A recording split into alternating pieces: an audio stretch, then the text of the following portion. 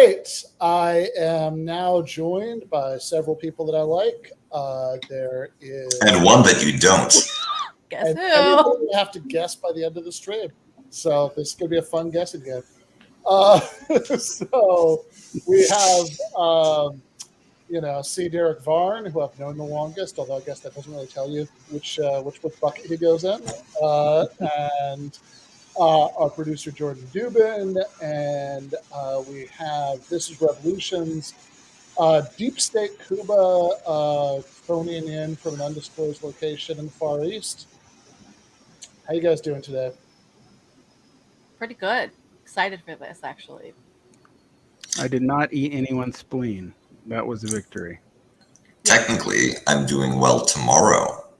Oh, Ooh. future Kuba. Yeah. Kuba is a man of the future. Jordan, How are you, Ben? I feel like no one ever asks you that. Aw, Let me take that upon myself. wow. I'm good. Yeah, guts.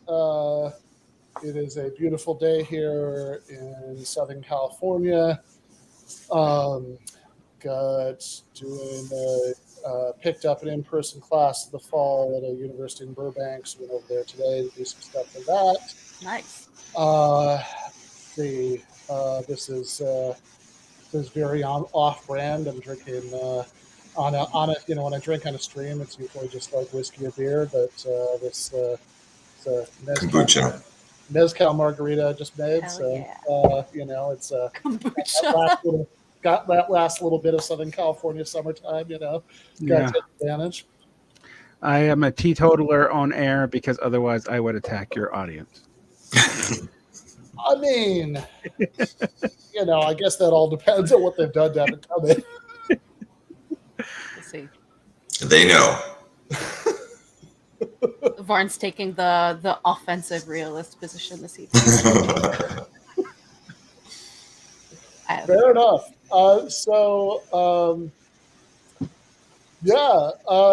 Jordan with the most substantially sized drink on the panel. You found this video for us. So tell us about that which we are about to watch.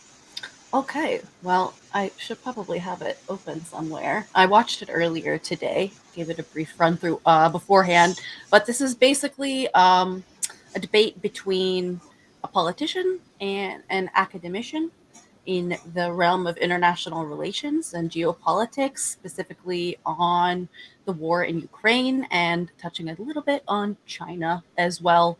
One is a European politician, the other an American, a name that a lot of people are probably familiar with, except when Ben says it, because he says Mearsheimer. Yeah, that would be.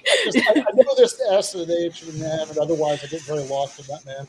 That's okay. Well, this is a debate that's held in Norway, and I think that the person that introduces them, as well as the moderator, has a little bit of a struggle with his name as well. So you're in good company, at the very least. But we shall see. It's kind of long, but it is really well-structured debate compared to other ones that we've done in the recent past. And I think that we'll cover a lot of ground. None of these people are socialists by any stretch of the imagination, but we'll hear things that we've heard before. And I think it'll be fun. Everyone here is pretty well suited to this conversation. Yeah, whenever this comes up, I always recommend this interview that I think Bronco maybe did with Danny Bester, Jacobin, just about a year ago, called How Should the Left Think About Realism in Foreign Policy, which I think does a nice job of breaking down those parts of what the people we're usually thinking of with the realists are saying that are sort of congenial to what we think, and those that aren't, and it's worth checking out. I should also say, just to set this up a little bit, that speaking of Jacobins, I was watching some of last night's Republican debate because at one point and they ended up putting me on Trump Tucker duty instead. So I'll be writing about that instead of the debate. But in any case, both the Republican debate last night and the Trump-Tucker sit-down last night in lieu of Trump participating in the debate were really notable for the focus on anti-China hawkery. That is pretty clearly the 8 people who are on the Republican debate stage, and then the most significant person who wasn't. That is very clearly one of the things that they most strongly agree on. That there was a moment in the Trump-Tucker sit-down. It sounds so weird. Trump Tucker. It sounds like a strange disease. Sure. Trump Tucker Trucker Pucker. That's right. The Trump Trucker Fuddrucker debate, right? Exactly. Yeah, exactly. Well, Bloodsucker. Yeah, that's also not inappropriate. The Swanson. But there's a point where Tucker asked him that. I think it's starting out. It might be something about Cuba. Anyway, they're talking about various Latin America things, and Tucker indignantly asks, this is an exact quote, "How is it that China is allowed to do imperialism in our hemisphere?" Well, then we're going to get into the Monroe Doctrine a little bit today as well. I think we'll be able to broach that question. Only we are allowed to do that. Yeah. But like in the main Republican debate last night, like quite a bit of the art, like one of the big things there's disagreement about, as you imagine, was Ukraine. But I don't know if any of you guys saw any of the debate, but like the way that the Ukraine disagreement was processed was over which side of that debate was like more sort of credibly belligerent against China. That the Nikki Haley, Mike Pence sort of view was Chris Christie was like, oh, well, you need to stand with Ukraine to show China that they need to leave Taiwan alone, send a strong message. And the Vivek, I always want to mispronounce that, but I remember his helpful advice that rhymes with cake, and I don't. Vivek Ramaswamy, his big argument was that the war in Ukraine is actually bad because it leads Russia into alliance with the real danger, which is China. And so the one thing everybody agrees on is that it's very, very important that we have as hawkish a posture as at all possible toward China. Yeah, this is a funny thing. It takes a war in the Ukraine to end the Sino-Soviet split. Also, the end of the Soviet Union helps. So. Sure. Fair enough. Yeah, the new Russo, Sino-Russo, Rossino, the new Rossino alliance has a completely different ideological flavor, and as in no ideological flavor. Yeah, as in vanilla, right? I guess natural, as if it were a yogurt, and that also carries over into the level of integration that you see between Russia and China in fields other than hard power, defensive posturing, and certain strategic forms of economic integration, in that Russia's just seen as another foreign country in China. And similarly, there's no particular warmth or solidarity on the Russian side towards China either. It's very much kind of, well, all the other potential dance partners paired up before we got here. So I guess we're stuck with each other. Something like that. Yeah, it's going to be interesting in the conversation as well, because of course, with the Republican stage and American China war hawkery, it's a different story for Europe. When we get into conversations about polarity and who the main, regional actors are, Europe is kind of the ugly girl at the dance, and there may well be a reason for them to want to continue to trade with China and to turn to them in ways that will make America kind of unhappy in the future. So Let's get into it. EU, NATO, Russo, Sino, Ukraino. I mean, it's a Us. brick house, right? Yeah. Fair enough. All right, let's get going. So in about 12 minutes, I think this is where the actual debate's going to start.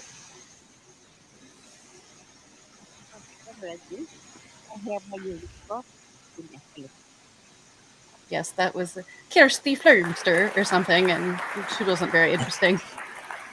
Swedish diplomat chef. Thank you so much for that kind introduction, Kersti. Can we turn it up a Dear little? audience, I'm honored and delighted to have the privilege to moderate the Holberg Debate of 2022, organized by the Holberg Prize. She was really good as a supporting character in Veep. Bergen. But while the city is bright and cheerful, the subject of tonight's debate is far from it. It is dark and gloomy. Like Norway Because in the we winter. live in dangerous times. This year, war on land between nations returned to continental Europe. Russia's aggressive military assault on Ukraine is a watershed, a monumental event in the history of modern Europe. And we are still struggling to gauge all the effects that this war of aggression will have for the future of Europe all and the the world at effects? large. Gauge. Yep. Simultaneously, other dark clouds are on the horizon. The rivalry in technological, political, economic, and military terms between the giants of the world, the US and China, is gaining traction. But even when war and geopolitical rivalry is upon us, and it is very clear to us who is a friend and who is a foe, public debate must take place. And the Holberg Debate this year ventures into this complex and sensitive landscape, asking whether fear will keep us safe, and what do the current geopolitical crisis mean for the power of deterrence and the prospects of a new global security order. As the journalist and grand strategist Walter Lippmann once observed, where all think alike, no one thinks very much. On behalf of the Holberg Prize, I'm therefore delighted to present to the public two distinguished speakers who do not think alike. One is a scholar of politics, and one is a craftsman of politics. One is American, and one is European. One is a proponent of the school of realism, the other a firm believer in liberal traditions. Our two speakers have expressed views in stark contrast to each other, notably on Russia and her war on Ukraine. The American guest is, and realist scholar is John Mearsheimer. Professor John Mearsheimer is the R. Wendell Harrison Okay, I'm Distinguished sure there Service should be Professor. there's somewhere. There's a Schmeimer in there Chicago. somewhere. He graduated from Yeah, West Point in sure, 1970 yes, and yeah, served yes. 5 years in the US Air Force. Mearsheimer has also been a research fellow at the Brookings Institution and Council of Foreign Relations in New York. The European politician is Carl Bildt, former Prime Minister and Foreign Minister of Sweden. Carl Bildt has also a distinguished international career.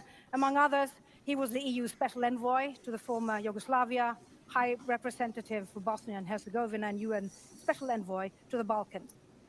He also was a co-chair of the Dayton Peace Conference. Bildt is currently co-chair of the European Council of Foreign Relations. We've got two We will CFR start guys the here. debate by hearing Interestingly. opening remarks from both speakers. To be And I fair, just want to remind the as soon audience as Ben that, sells and enough the books, viewers, he's getting that invited. they still have the opportunity to send in questions for the speakers. And since we are in Europe, and this is Carl Bildt's turf, we first give the floor to him. The floor is yours, Seems so unfair. Carl.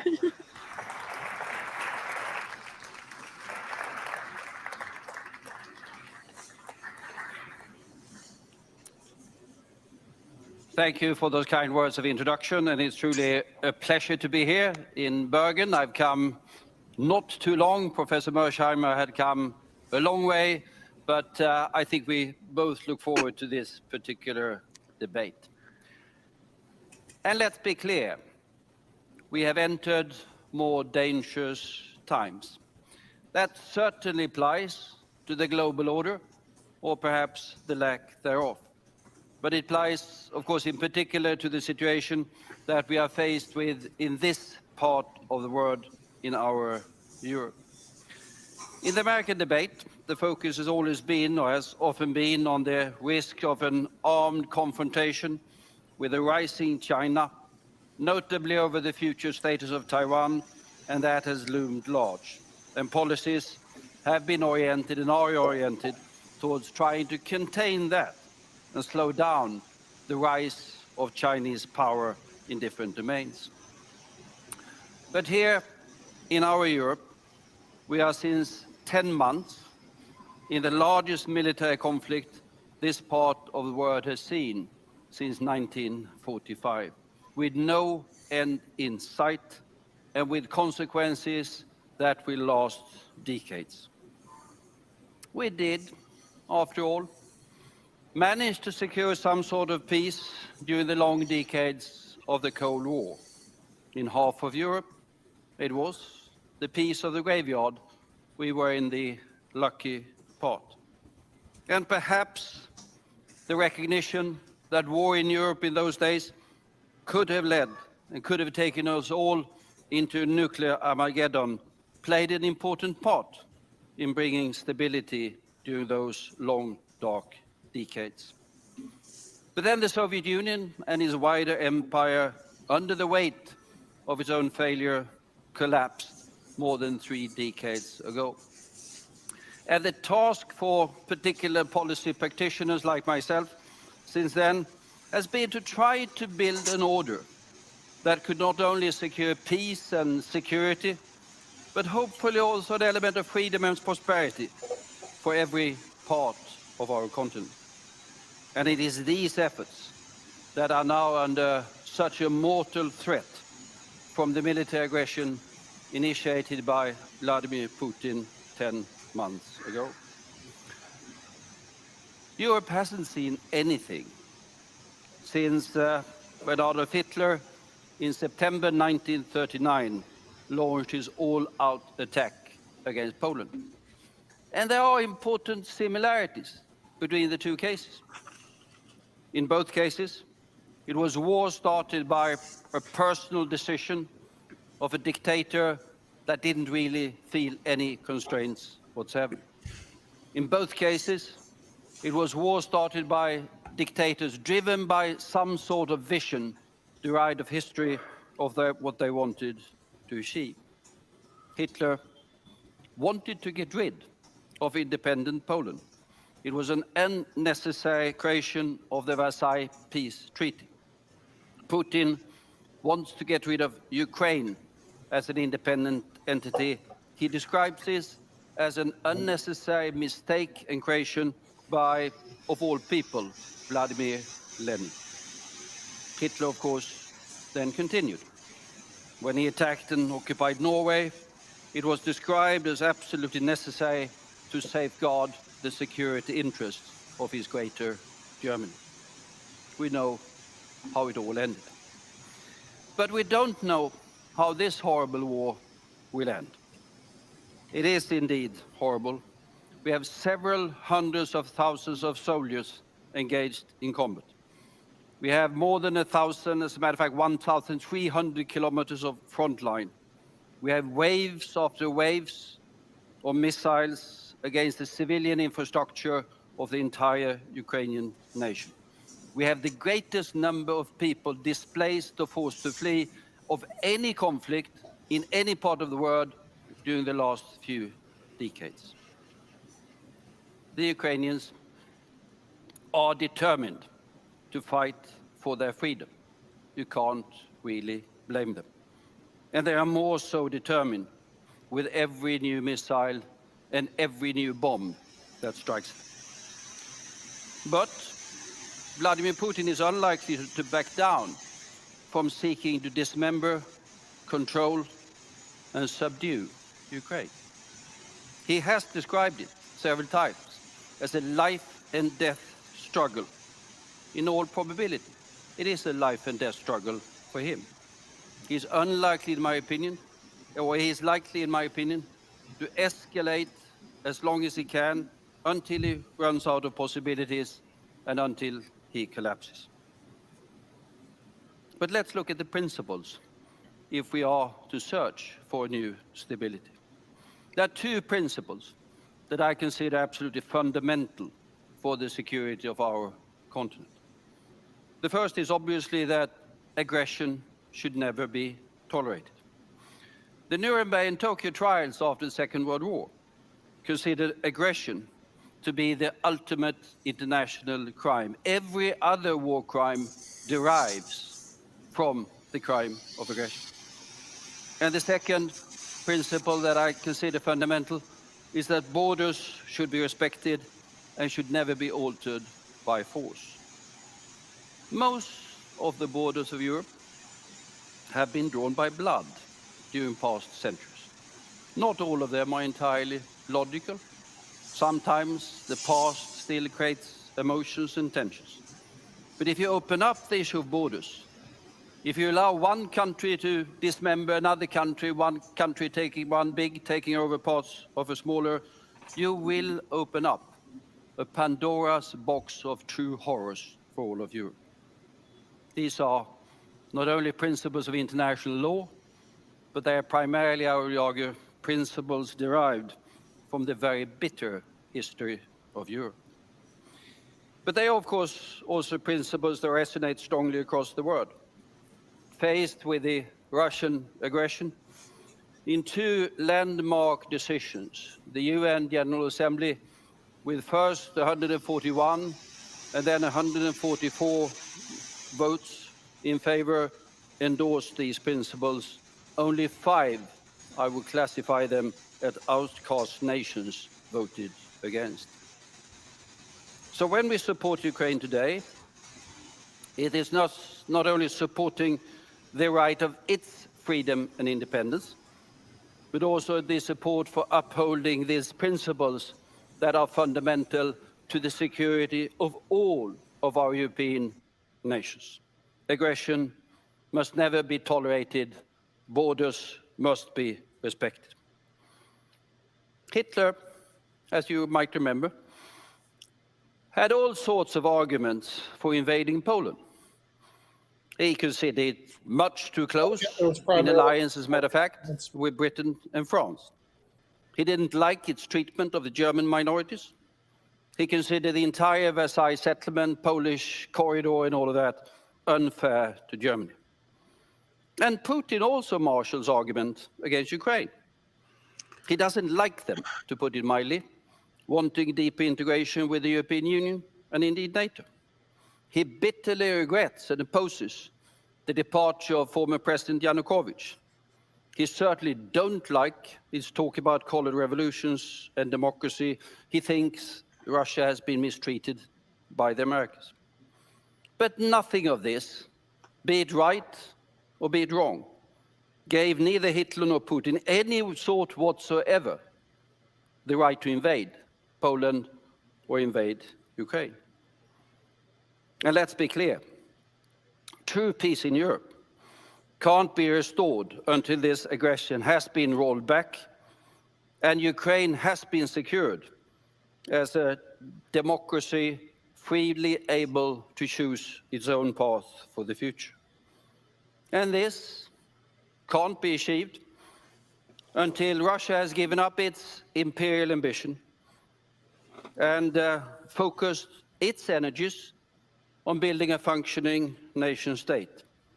As long as it is dragged away by an imperial temptation, it will never be able to develop in harmony, peace, and security with the rest of Europe.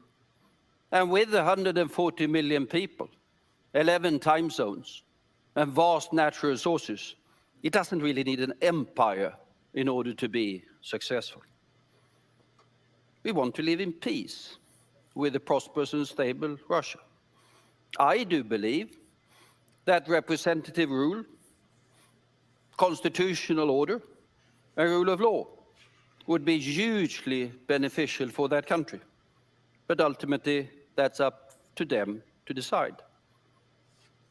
But Putin's aggression means that there's now a fundamental and indeed dangerous uncertainty as to the future of Russia. His war has already failed to reach its objective. But where is Russia some years from now? Will it be in internal chaos and conflict? Will it be on an even more militaristic regime?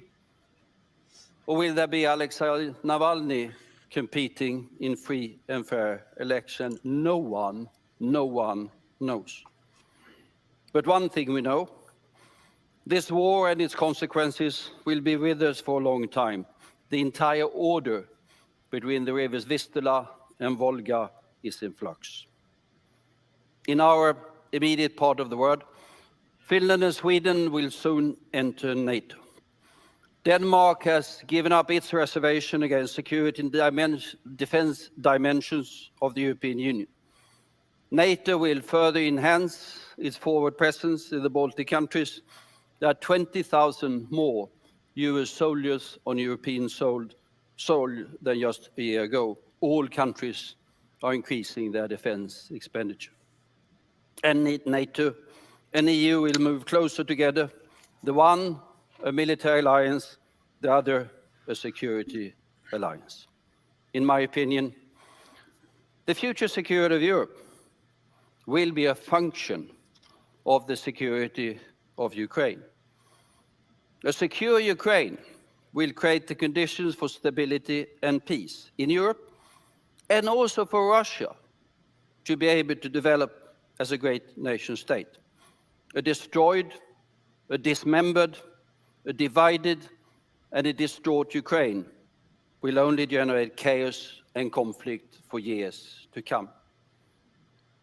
Today, it's a brutal battle on the plains of the east of Europe. People in their hundreds, perhaps thousands, are dying on a weekly or daily basis. Sometime in the future, the days of diplomacy must certainly come, but we are clearly not there yet. But then, those days of diplomacy must be based on the fundamental principles I have mentioned. The peace and stability of Europe must be based on them. And the peace and stability of Europe is, of course, also should be a global concern. Twice in the last century, strife and conflict in Europe brought war to all of the globe. And there are, as I'm sure we'll debate, numerous other issues as well. There is more global disorder than order. The rivalry between the US and China must be handled. Responsible competition is the slogan, the catchphrase that is used in Washington today. And I hope the same phrase can be used in Beijing as well. The power balance is indeed shifting. China will be the largest economy in the world, with growing naval and now also nuclear capabilities. And both nations are in a desperate race to control the technologies of the future. They know that that is where power ultimately lies. Europe, having to handle the brutal war, sits in between these competing global powers. It does consist of nations that are small and some that don't yet understand that they are small. And we are the European Union. We are a civil, a trading, an economic, and in increasing respects also security power. In its way, you can say that the European Union is a hybrid power, able to handle hybrid threats. But it is certainly not a military power. It can, most particularly, only handle the nuclear might of Russia through its alliance with the United States. Nuclear deterrence remains an unavoidable, perhaps somewhat unpleasant, but unavoidable foundation of our security. And the overall security agenda as we look ahead is indeed both dense and tense, preventing nuclear proliferation and war, containing the unavoidable disorders of the greater Middle East, facilitating all of the consequences of the rapid demographic rise of Africa, handling the security implications of climate change, notably in the Arctic, not too far from here, securing a safe entry into the digital age of artificial intelligence and quantum computing. It's a tall order, perhaps taller than any political generation has faced for quite a long time. But for us, in this part of the world, here in our Europe, securing the future of Ukraine is the foundation for everything else. Thank you. I'm so confused by that phrase, our Europe. I really do think it's a bit to reestablish the Swedish Empire.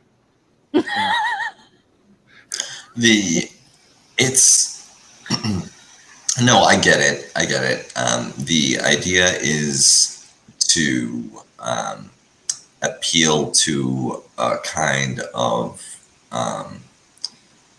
small seed civic patriotism around Europeans being like, we Germans are not a warlike people, right? We're a civil, trading, open group of societies that are, we like Eurovision and IKEA, and nobody could possibly object to the little prosperous social democratic life that we've built for ourselves. Please don't look at any of the protests or at anything going on in the streets. Please don't look at any of the human and other wreckage washing up on the Mediterranean or French and British shores. Just concentrate on our aging pop cultural engine and cool walkable architecture. Right. Yeah. You'd think that he was like Belgian, the way he was so obsessed with dismemberment, but that was interesting. Of course, I also really enjoy the picture of Holberg, like the graphic. Yeah. Like the Dürer print style. Exactly. It looks like the ghost of nuclear war future. Yeah. Just staring on. My anti-European streak is getting stronger the longer we listen to this guy. I'm like, bring the Eurasian hordes. I'm on their side. Right. Well, it's interesting to hear him speak about the demographic issues of Africa as well. Just throw that in there. Something that we have to deal with as Europe. Yeah, I started counting factual claims. One about the opposition of Russia to Ukraine during the European Union, which is frankly false, both in 2022 and in 2012 and 13. There's a real sentence where he mentions Yanukovych, which says a lot and nothing, which is not to say that that Russia is innocent of all goings on in 2013, but that is a dramatically oversimplified presentation that could only serve, I don't know, it whiffs of an agenda. I mean, and it is interesting that we are now in this with the Swedes, and all our Scandinavian, peacenik friends, who are rediscovering their love of NATO and the bomb.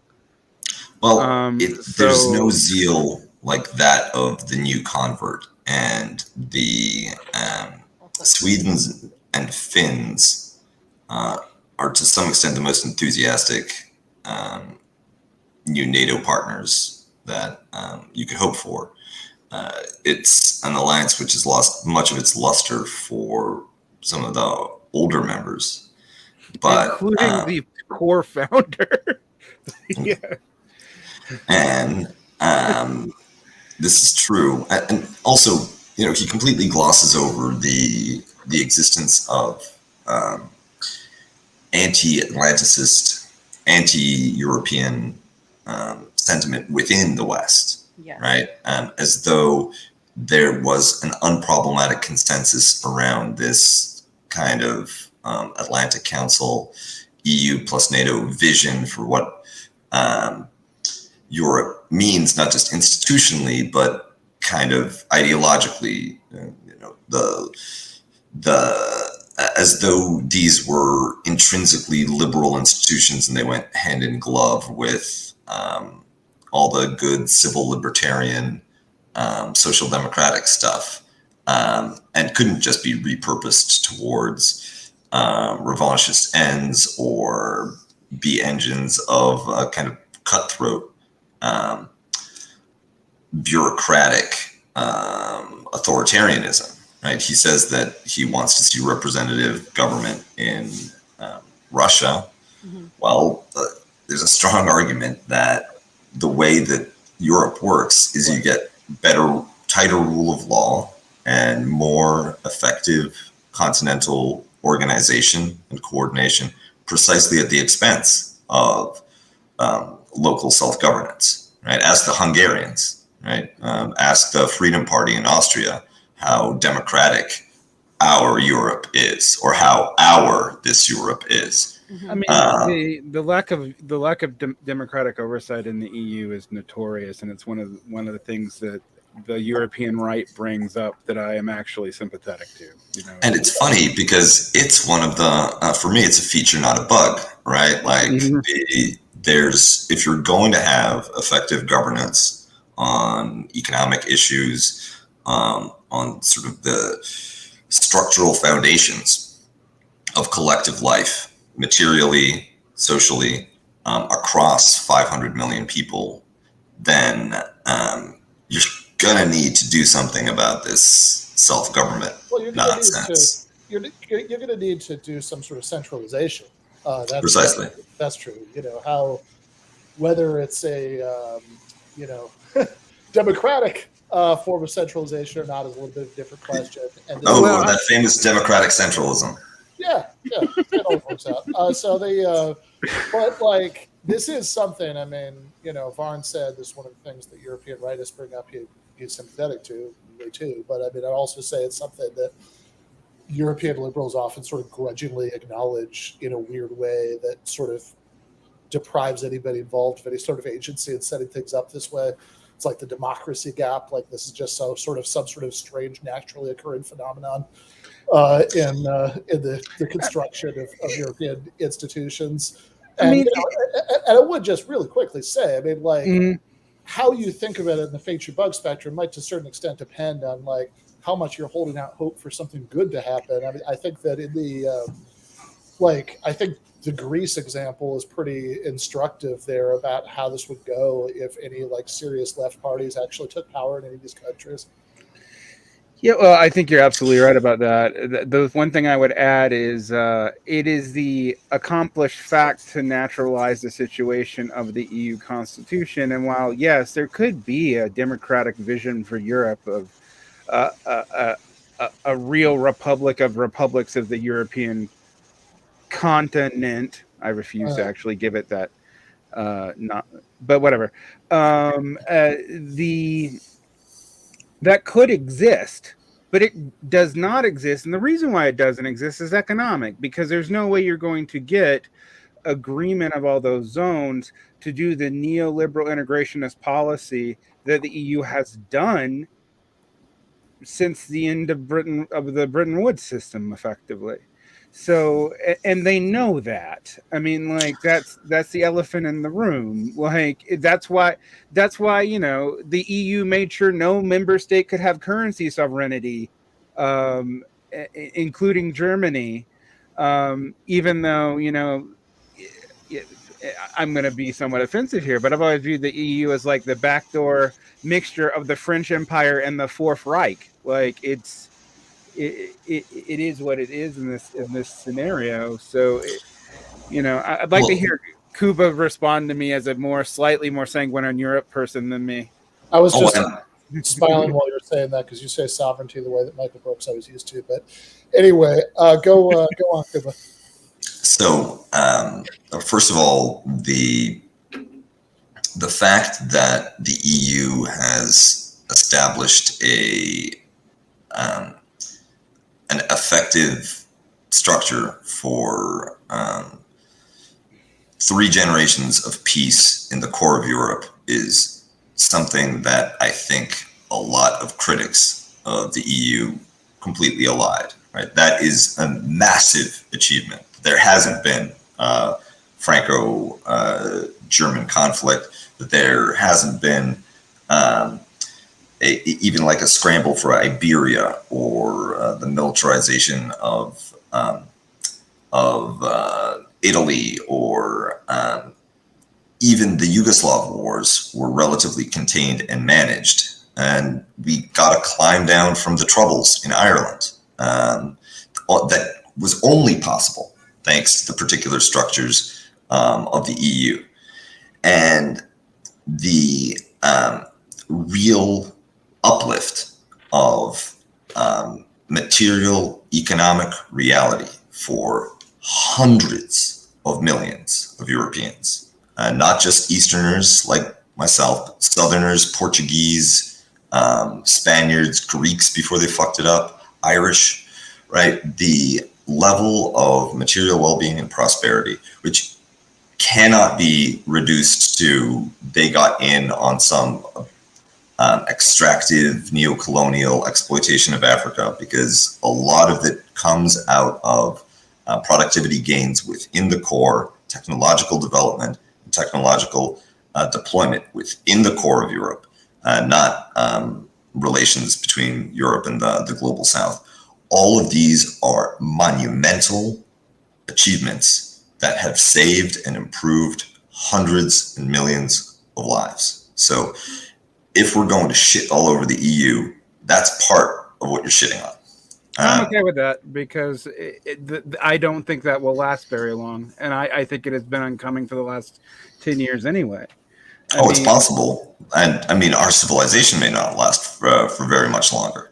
And that said, right, like, you might miss it when it's over. And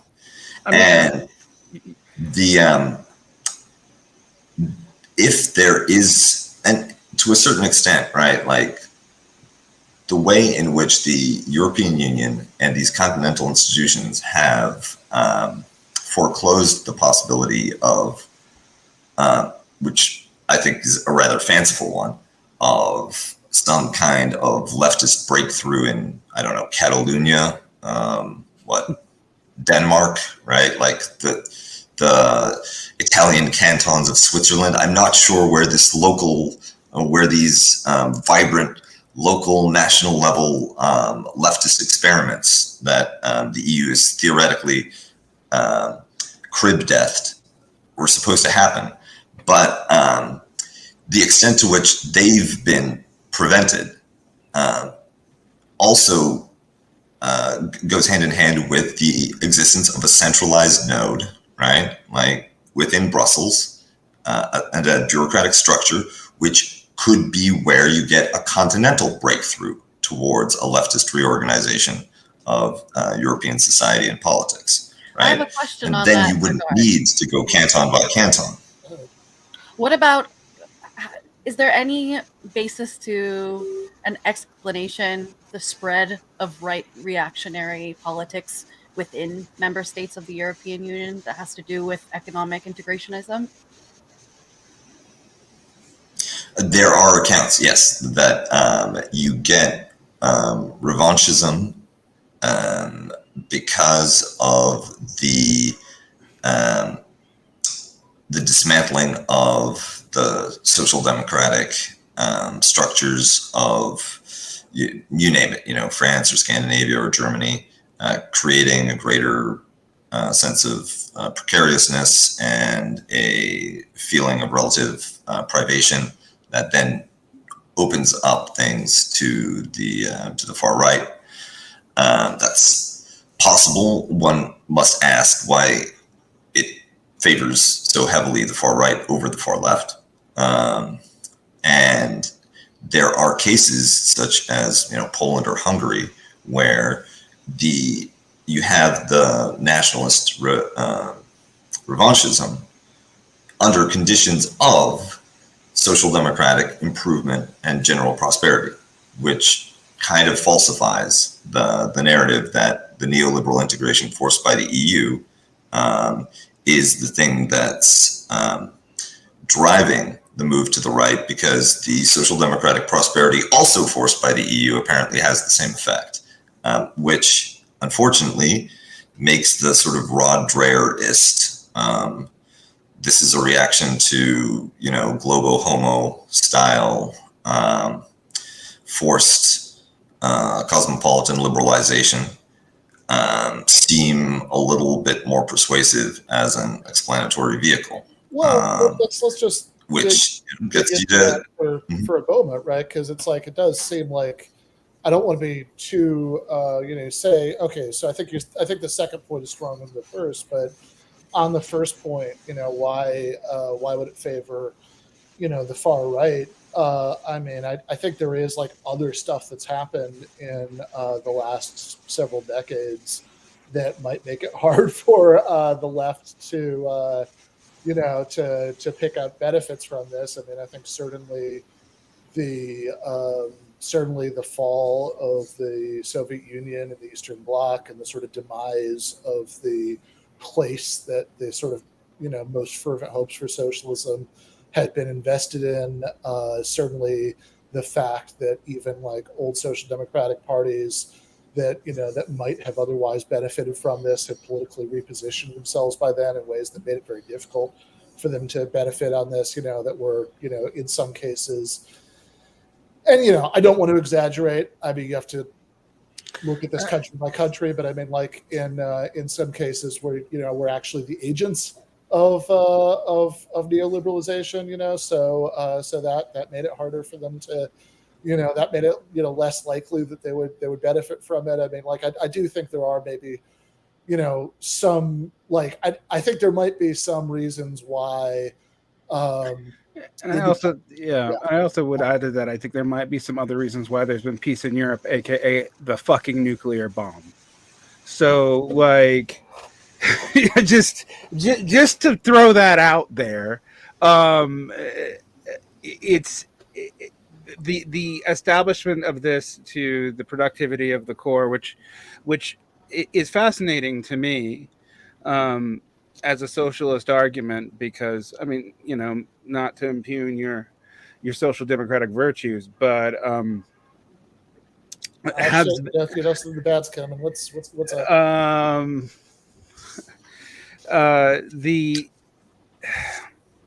That has been done largely by foreclosing experimentation and limiting how that social democracy can be administered and run its own monetary policy, and that has been shut off even from the EU's own parliament by its constitution. So the fact that it would favor the right as a result of that is pretty fucking obvious.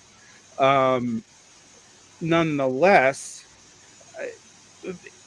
it did not help that the people who sold this were largely of social democratic parties from Mitterrand forward. And its association as a result of kind of the Keynesian internationalism of the World War II agreements really does put the center left in a kind of bind in regards to larger Europe. It's been able to weather it in places that already had a fairly strong center left tradition, i.e. the Scandinavian countries, but places that have not really developed them in any real sense. They haven't been able to really do anything. They're immediately discredited and voted out of office the moment they try anything. Well, consider Spain. I would challenge that. Spain has tended to have currently has a center-left coalition, I think. And no, I think they just chose like a new not center right, far right leader. Yeah, the king just did mandate to create a government. Yeah. Well, Portugal then. Portugal is you got me on Portugal. Portugal's sure. the case in point. It's and on one hand, it's hard for me. The problem that I have with this is hard for me to see this. let's just create a counterfactual for a second and say that Germany's defeated. You don't have a unified Eurozone. You have kind of two options that could develop out of that. You can have a global nuclear war. You would have had treaties of cooperation emerge anyway, and probably overseen by either the Soviet Union or the United States, regardless, right? So, I mean, in some ways, something like the EU after the results of World War II are almost inevitable. But well, I mean, we've got both cases, because you had the EU, but you also had Comic-Con, and there's a reason we don't talk about Comic-Con. It took me a second to realize you were talking not about the event in San Diego, but the Soviet-led economic. It was had to be LARPing and cosplay after the war, of course. It's like those seem like really weird points of comparison. But okay. Yeah, they precisely, right? Like the very fact that one could make that confusion and be mistaken like that, right, proves my point. Yeah. We tried the Soviet socialist style European integration, and it sucked. It sucked for everyone, especially the people who were being integrated. The strongest case for the EU was made in Eastern Europe by the experience of Soviet socialism. And Ben, you're absolutely right that like the association of leftist parties with the Soviet project has been absolutely toxic for leftist efforts in Europe. And that's something that needs to be reckoned with, right? Like, I think it's fine to have a, sentimental, tragic, romantic attachment to the Soviet Union as a glorious but ultimately failed experiment. But an unwillingness to let go of its rotting, zombified, putrid flesh and seek for a new model for a leftist Europe, right? Well, a new blueprint. And I suspect actually, as that sentence ended, that this might be intentional. This is as beautiful a transition as I'm going likely to get. I've been teasing this for a while, but we finally nailed things down with the venue. Bhaskar Sunkara and I and our friend, the Australian economist Mike Beggs, are writing a book for Verso called The Blueprint about what a sort of feasible and economically viable version of socialism might look like. Having learned what we take to be some of those lessons from the Soviet Union, and our first event, it's not anywhere near coming out yet, but to sort of preview it, is going to be in Chicago on Labor Day. I kind of hate that title because I think the answer really all straightforward to give is no, but forget that. The content. Good. The answer to that is can no. Lead socialism co-ops work across too? Yes, exactly. But forget that part. That's I complained about it, and I was told we could clarify that all at the beginning. And anyway, the answers to most questions and titles is no anyway. So, but talk about co-ops, talk about planning, talk about models of post-capitalist society. So that's Labor Day. So that's Monday, September 4th at the Hideout in Chicago. So if you are in Chicago or near Chicago and you want to come see Bhaskar and Mike and I and nerd out about all that, that is 7 p.m. on Labor Day. And as to the putrid, rotting flesh of the Soviet experience and the respects in which, as fatally flawed as that model may have been, the death of it might have been a tragedy nonetheless. And what all that says about the EU and what the left should think about the EU. As fascinating as this has been to watch play out here, like a sort of leftist version of the 1999 Hitchens versus Hitchens debate on whether Britain should Which be. one of us is Peter and which one of us is Christopher is the question. But You're Peter, Kuba's You know Christopher. you're Peter. I don't think Thank you. confused about this. fair. I do want to go back just because this is going to be such a long night regardless. We have Yeah, it's true. To the debate. Last thing I do want to give people a chance to just very, very quickly sound off on before we go to after the debate, though, is that as sort of sonorous and highbrow as that presentation was, it did include not one but two instances of something that you always love to see on Twitter, which is, you know what this is just like? Hitler. Nazism, Hitler. Yeah, of course. This being the only relevant thing that's ever happened in human history, and so all comparisons are really best as comparisons to Hitler. Yeah. Somebody needs to make that Hitler rum mock-up. It's the meme that you just drop whenever anybody resorts to that. Yeah, fair enough. It does also really drive me crazy because it's like if you really took this analogy seriously, then okay, this wouldn't just militate against the Mearsheimer position. This would also militate against current American and Western European policy. What is this? All this fucking around with arms shipments and economic sanctions. If Stop treating this like the Spanish Civil War if this is the main show. Yeah, right, exactly. Definitely. Didn't we learn our lesson from Sudetenland? We can definitely go a little bit. I will notice that we didn't get we got our argument ad Hintlum twice, but we didn't get our argument ad Chamberlainum twice. So that's also true. Yeah, definitely. I will say that, obviously, this is going to be the seat of contention once we get to the conversation that opens up between them. These claims of Russian imperialism, of course. I don't think that, if I recall, Mearsheimer is really going to bring up the making this analogy is shit in and of itself. He leaves that to the side. But we will see now, as we move into Mearsheimer's opening statements, a difference in style, a difference in focus as well. And, if we spent all of this time talking about the European Union and specific countries within it and all of this nuance, it's going to be gone basically for the rest of it. We will get to issues of regionalism and globalism.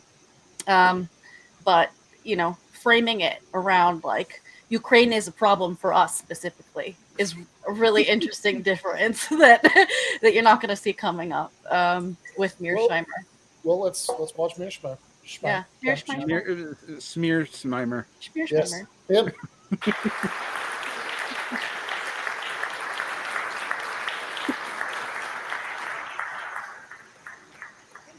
Thank you so much, Carl, for providing us with a very fruitful basis for a discussion. And then, Professor Mearsheimer, I'm happy to give the floor to you.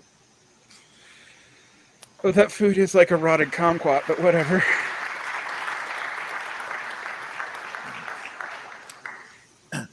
Thank you very much, Cecilia. It's a great pleasure to be here, and I feel honored to be asked to be here this evening. Let me start by saying that I agree completely with both what Cecilia said and what Carl said about the fact we live in a very dangerous world today. I'd put a finer point on it and say that I think the world is likely to get more dangerous with the passage of time. And number two, I believe that the world that we are moving into is more dangerous than the Cold War was. And of course, the Cold War was dangerous, but there's bigger trouble ahead. Now, the question is, why do I say that? I say that because you have to think about what the world looked like when World War II ended and how it's evolved over time. And you have to think about how the structure of the world has changed, because that tells you a great deal about the likelihood of conflict. When I was born in 1947, it was a bipolar world. There were two great powers in the system, the United States and the Soviet Union. When the Cold War ended in 1989, and certainly when the Soviet Union fell apart in December of 1991, we moved from a bipolar world to a unipolar world. Then around 2017, the structure of the system began to change, and we moved from unipolarity to multipolarity, a world where there are three great powers, the United States, China, and Russia. So if you think about it, in my lifetime, we went from bipolarity to unipolarity to multipolarity. Now, what this means is that in the multipolar world we're in now, we have what I would call two conflict dyads involving great powers. One is the US-China dyad, and the other is the US-Russia dyad. During the unipolar moment, you had no great power competition. Most of you young people in the audience were born in the unipolar moment. There was only one great power in the system in the unipolar moment, and you cannot have great power competition by definition when you have only one great power. In the bipolar world that I was born into, there were two great powers, and you had one conflict dyad, the United States and the Soviet Union. So what you see is today you have a major conflict dyad in Asia involving China and the United States, a major conflict dyad involving great powers here in Europe involving the United States and Russia. That's two conflict dyads versus one in the Cold War and none in the unipolar moment. Furthermore, war is more likely, security competition is more likely to turn into war in the US-China competition and in the US-Russia competition than it was during the Cold War. So what I'm saying to you is that we have more potential wars between great powers in the multipolar world we now live in, right? And furthermore, those wars are more likely. Now, why do I say that? I think what I have to do here is explain to you how I think about the security competition between the United States and China in East Asia. Just tell you what I think is going on there, and then talk about what's going on here in Europe in terms of the US-Russia competition. And of course, when I talk about the US-China competition, what I'm going to do is focus mainly on Taiwan. And when I focus on the US-Russia competition here in Europe, I'll focus mainly on Ukraine. And what I'm going to try and do is convince you that these are really dangerous situations. Now, with regard to US-China competition, what's happening here is that China is a peer competitor of the United States. If you were to rank order the three great powers in the system now, the United States remains the most powerful state on the planet. China is a close second, and there's great fear in the United States that they will eventually overtake us. And Russia is a distant third. Russia is a weak great power. There are a number of people who argue it shouldn't even be considered a great power. People should argue that we're in a bipolar world today that involves just the US and China. I don't agree with that. I think Russia is a great power, but it's the weakest of the three great powers. China's a potential hegemon. It's a potential hegemon in Asia. China is growing very powerful. And in international politics, when you grow very powerful, the ideal situation is to dominate your region of the world. It's to be a regional hegemon and to make sure that no other country on the planet, really no other great power on the planet, dominates its region of the world the way you dominate yours. And of course, the paradigmatic example of this is the United States of America. We are the only regional hegemon in the world. We dominate the Western Hemisphere. No American goes to bed at night worrying about any other country in the Western Hemisphere attacking us. Why? Because we are Godzilla. In the international system, you want to be Godzilla, and you want to make sure you're the only Godzilla on the planet. Well, the Chinese have figured this out. The Chinese want to dominate Asia the way the United States dominates the Western Hemisphere. The Chinese know full well what happens to you in international politics when you're weak. They call it the century of national humiliation. It runs from the late 1840s to the late 1940s. They were weak, and when they were weak, they were taken advantage of. You can rest assured that they want to make sure that they are by far the most powerful state in Asia, and you can rest assured that they'd like to get the Americans out beyond the first island chain, out beyond the second island chain, and far away from China. It's the best way to survive in international politics, to be a regional hegemon. And the Chinese are taking all that economic might they have and they're turning it into military might. Now, how are the Americans reacting to this? It's very clear. The Americans do not tolerate other regional hegemons in the system. The 20th century shows this very clearly. The United States played a key role in putting Imperial Germany, Imperial Japan, Nazi Germany, and the Soviet Union on the scrap heap of history. We had no intention of letting any of those four countries dominate either Europe or Asia. You can rest assured, we have no intention of allowing China to dominate Asia. And in fact, we're not going to pursue a pure containment strategy. We're going to pursue a rollback strategy as well. We're going to try and weaken China the way we weakened the Soviet Union during the Cold War. We have our gun sights on the Chinese.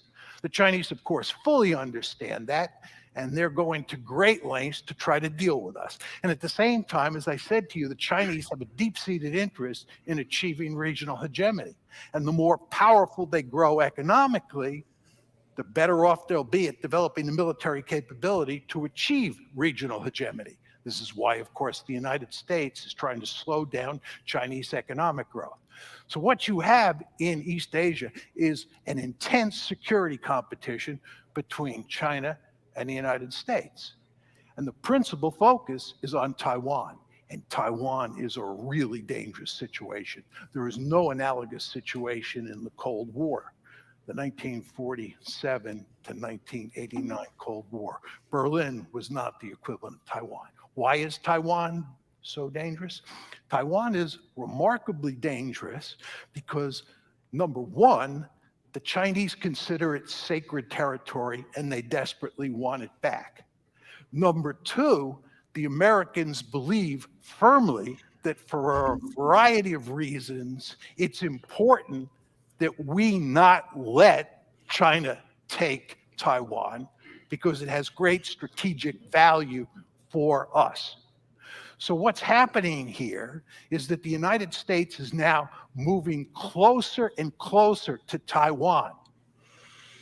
The Nancy Pelosi visit's just one indicator of how we're moving closer and closer to Taiwan. And this, of course, enrages the Chinese because this is sacred territory. This is nationalism at play. The Americans are preventing us from getting Taiwan back. So you have a lot of tension. And then the third reason is it's easy to imagine a Cold War in East Asia turning into a hot war over Taiwan because it would be a battle over an island in a huge body of water. During the Cold War, when Carl and I were young, it was hard to imagine starting a war in Central Europe because you had two massive armies with thousands of nuclear weapons in their inventory.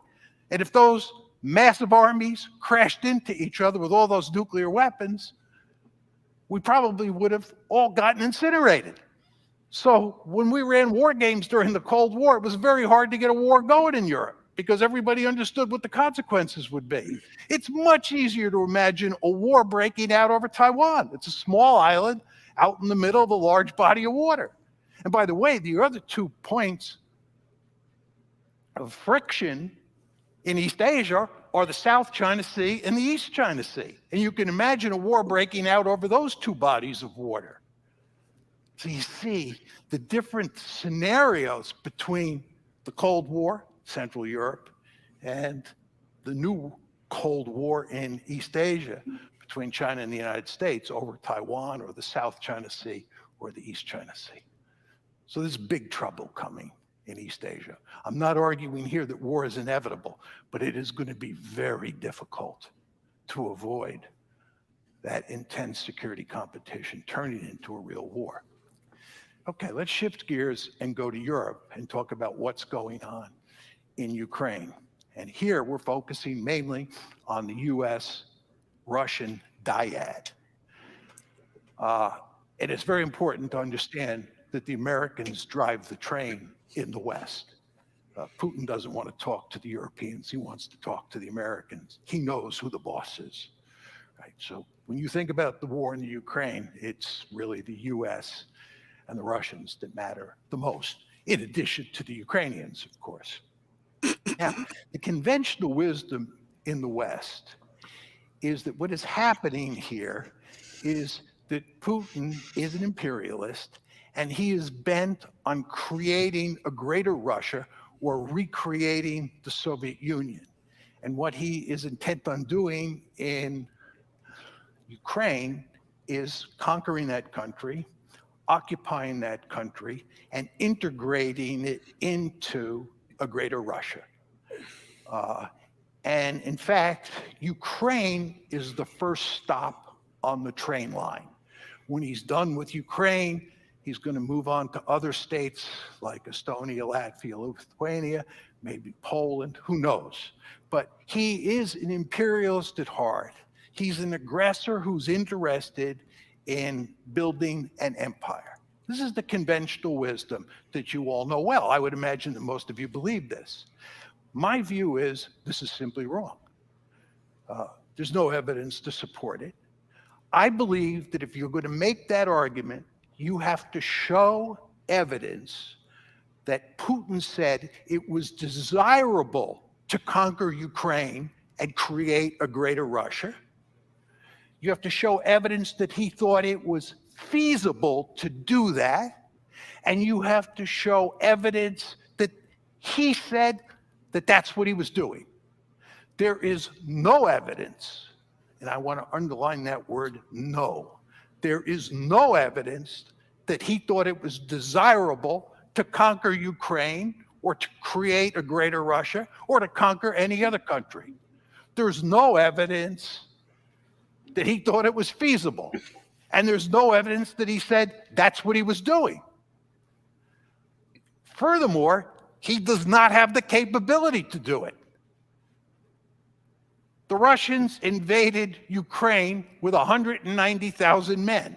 There's no way 190,000 men could conquer a piece of real estate with 40 plus million people in it with 190,000 men. When the Germans invaded Poland in 1939, they went in with 1.5 million men. You need a huge army to conquer a country like Ukraine, occupy it, and incorporate it into your country. And you're not going to do that with 190,000 men. Furthermore, this man, Vladimir Putin, does not have the Wehrmacht at his fingertips. You've noticed how poorly the Russian army performs.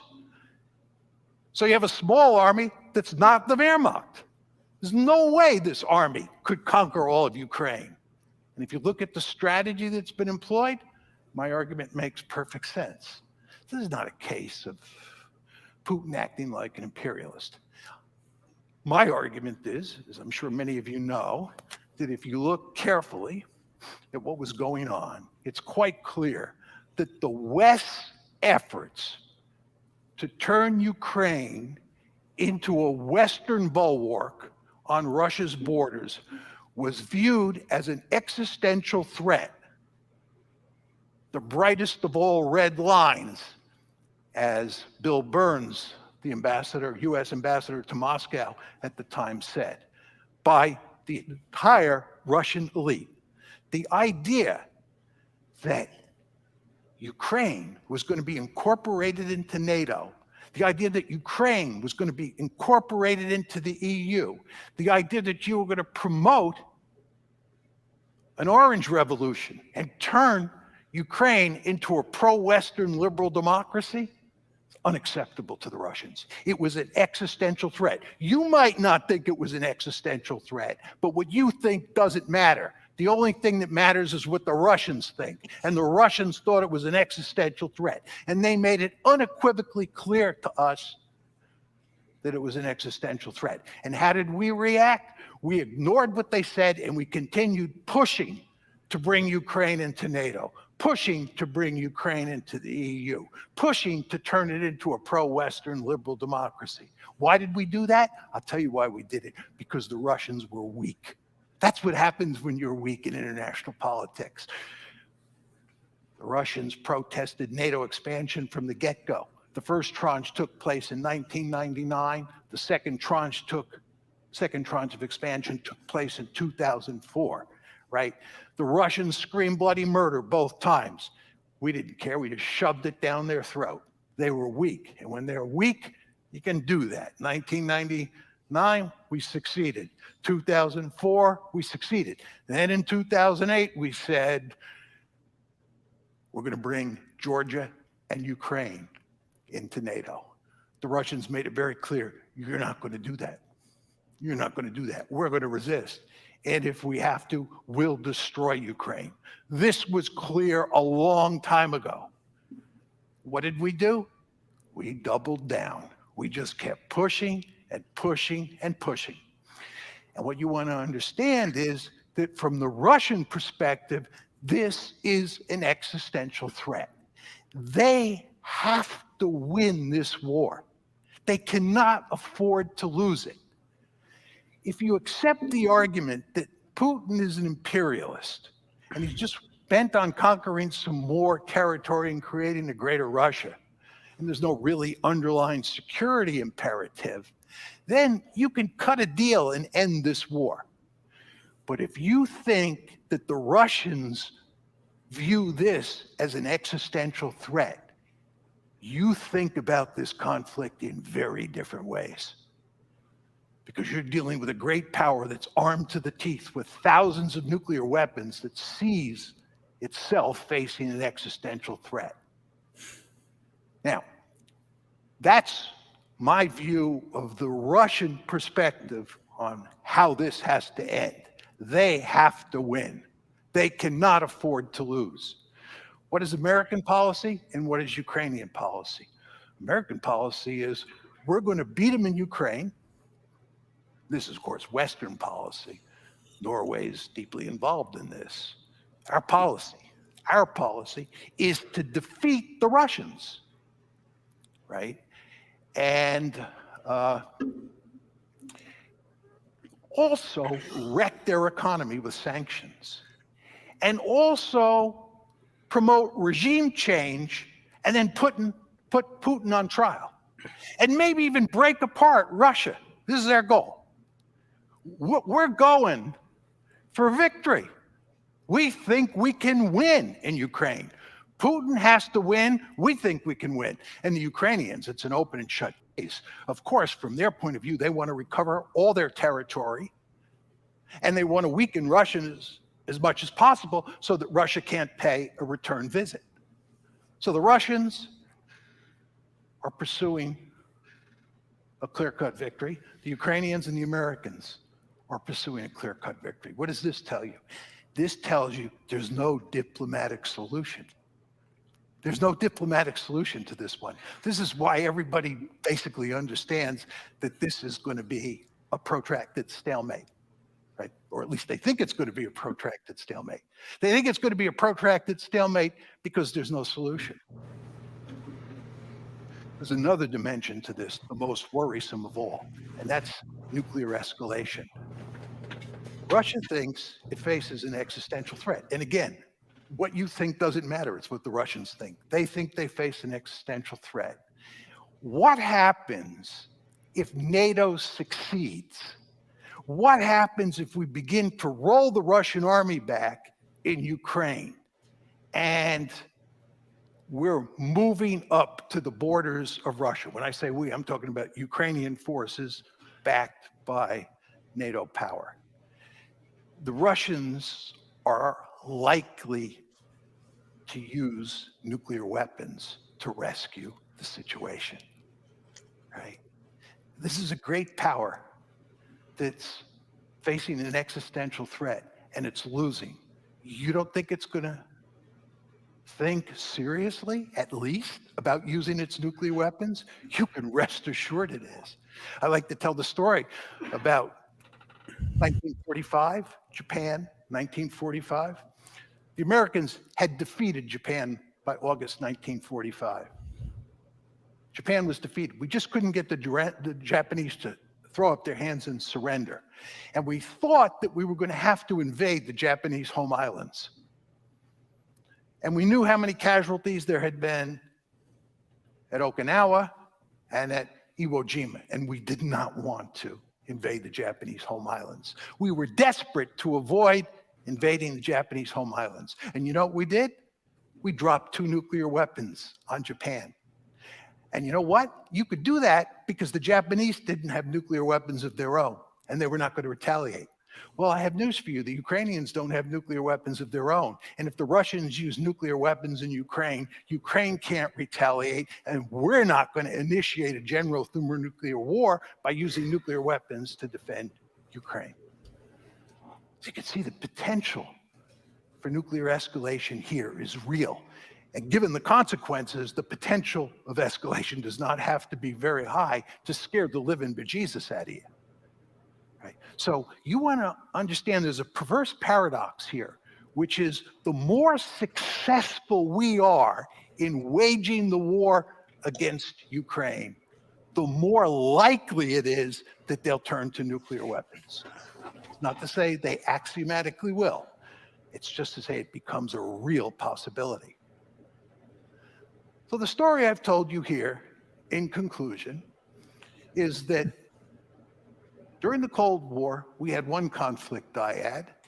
During the unipolar moment, we had none.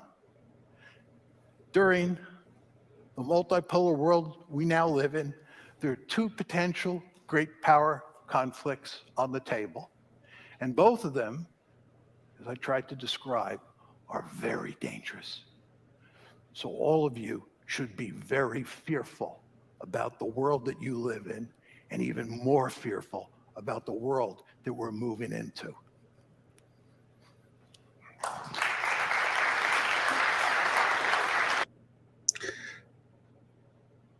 All right, now that we're all feeling very afraid, I think we're going to practice progressive stack and start with the most Eastern European person here. Kuba, what are your thoughts? I think that he makes one of the common errors, or he's got one of the common blind spots of the IR scholar, which is the end of the conflict doesn't necessarily, the end of an international conflict doesn't necessarily come out of an international framework or out of the international dimension. He's setting up this case where there's a durable Russian state and a durable Western state, or a Western sort of supra alliance of states that are the 2 actors, and it's basically a chess match, right? I just watched the Queen's Gambit, so I've got that on my mind, and Love that show. Yeah, also had a nice Cold War spin on it. And right now, the U.S. is doggedly moving, right? Like neither side can opt for a draw. The United States is doggedly trying to checkmate Russia, but if you push them too far, then they'll just knock over the whole chessboard.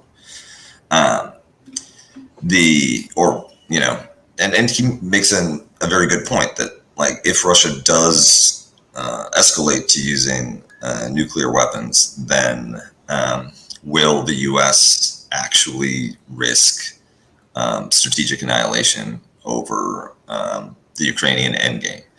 And the rational calculus would strongly suggest that they wouldn't, that they would just, it would be Hitlerums all the way to the bottom, but you would accept the order that the Russian state had forced.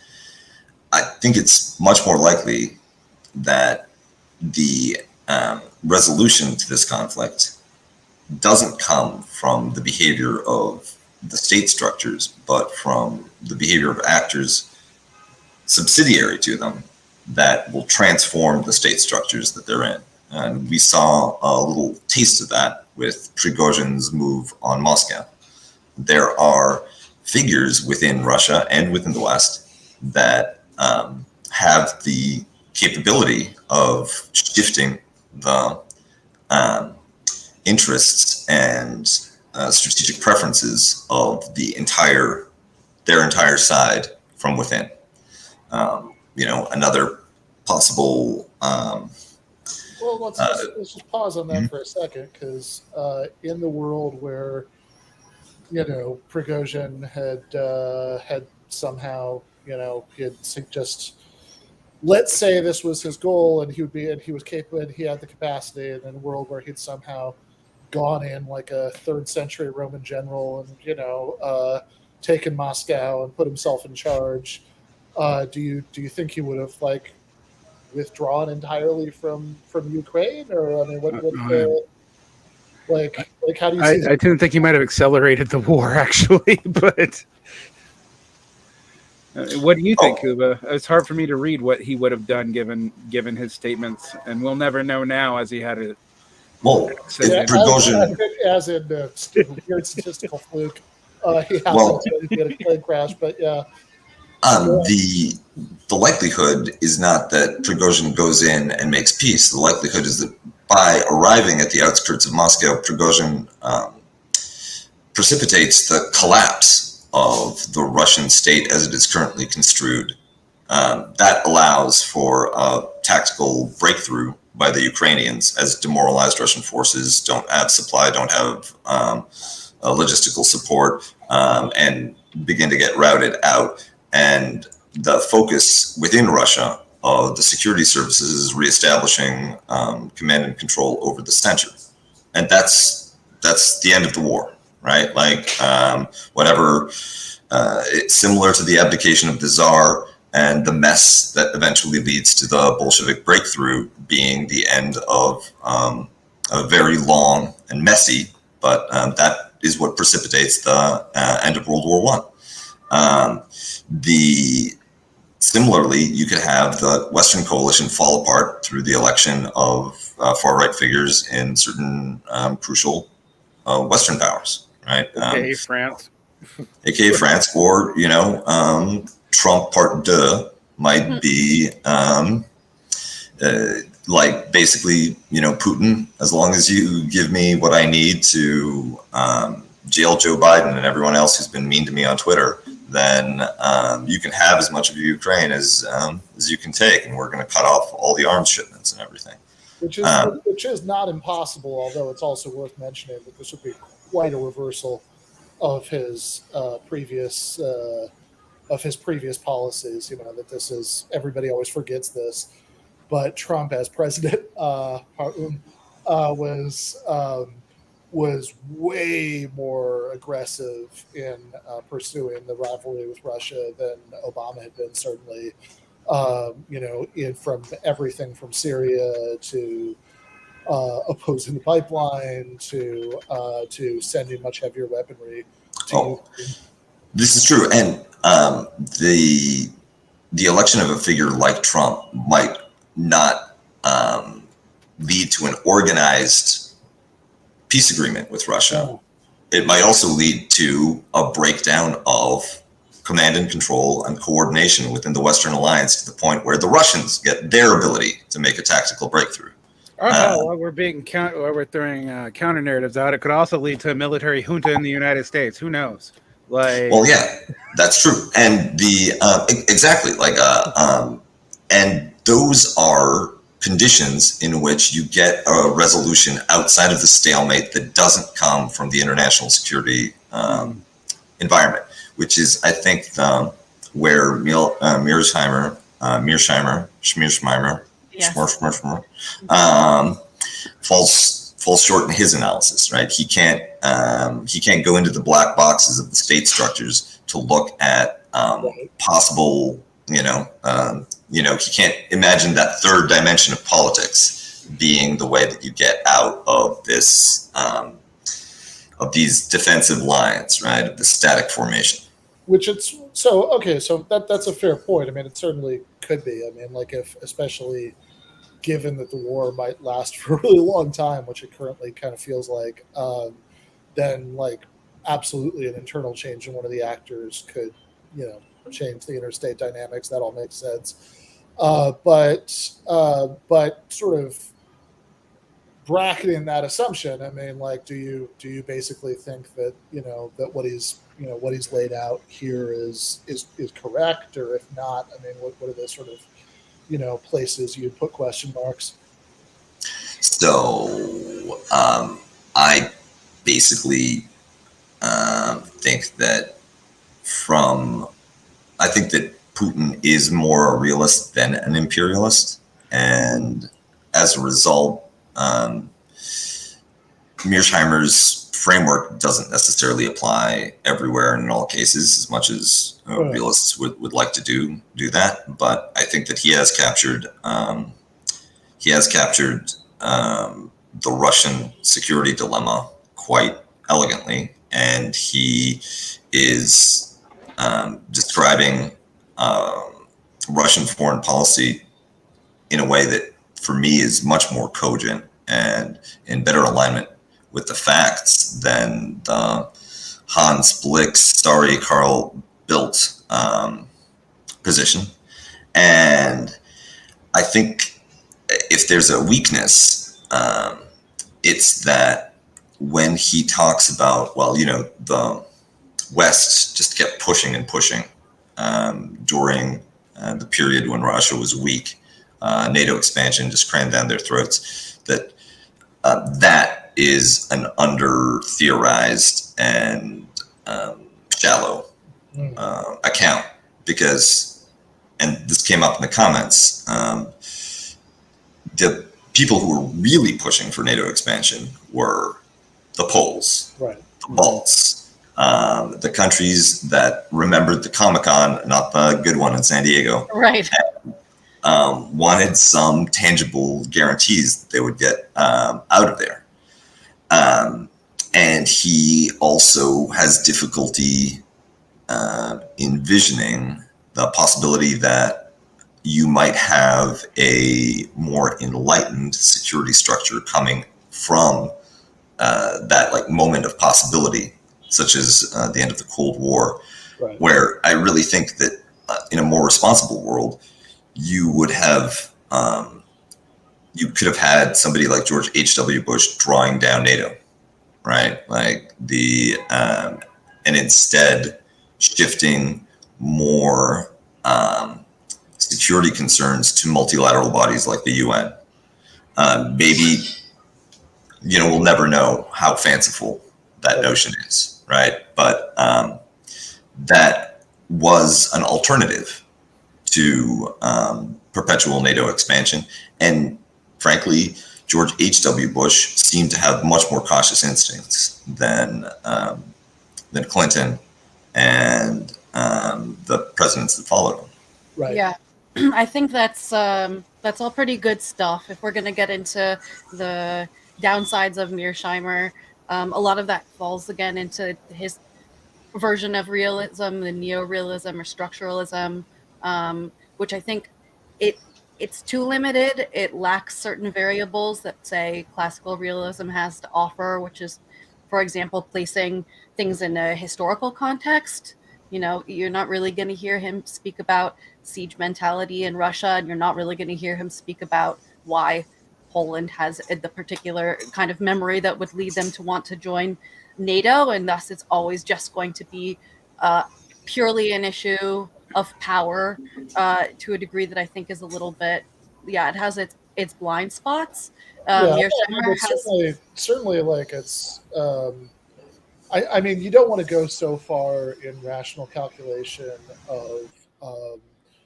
of actors' motivations here that you miss that it's entirely possible for great powers to do things that are wildly irrational and undermine their own interests, which it seems to me that, like, you know, there have been a bunch of examples of, certainly on the U.S. side, and I mean, like, one of the things that kept hitting me during the discussion about NATO expansion is like, man, you know, if your goal is to not want this alliance to spread, then good job, right? I mean now you go ahead. Oh, you were saying? No, I'm just to sign off on that. I mean, Mearsheimer himself predicted that Russia would not invade anything beyond the two separatist republics. That's exactly the second issue that I was going to bring up, is that I think there's a pretty good descriptive power, and I think his kind of analysis is a good tool in that way. But in its ability to predict what's going to happen, he's failed, and specifically with Russia.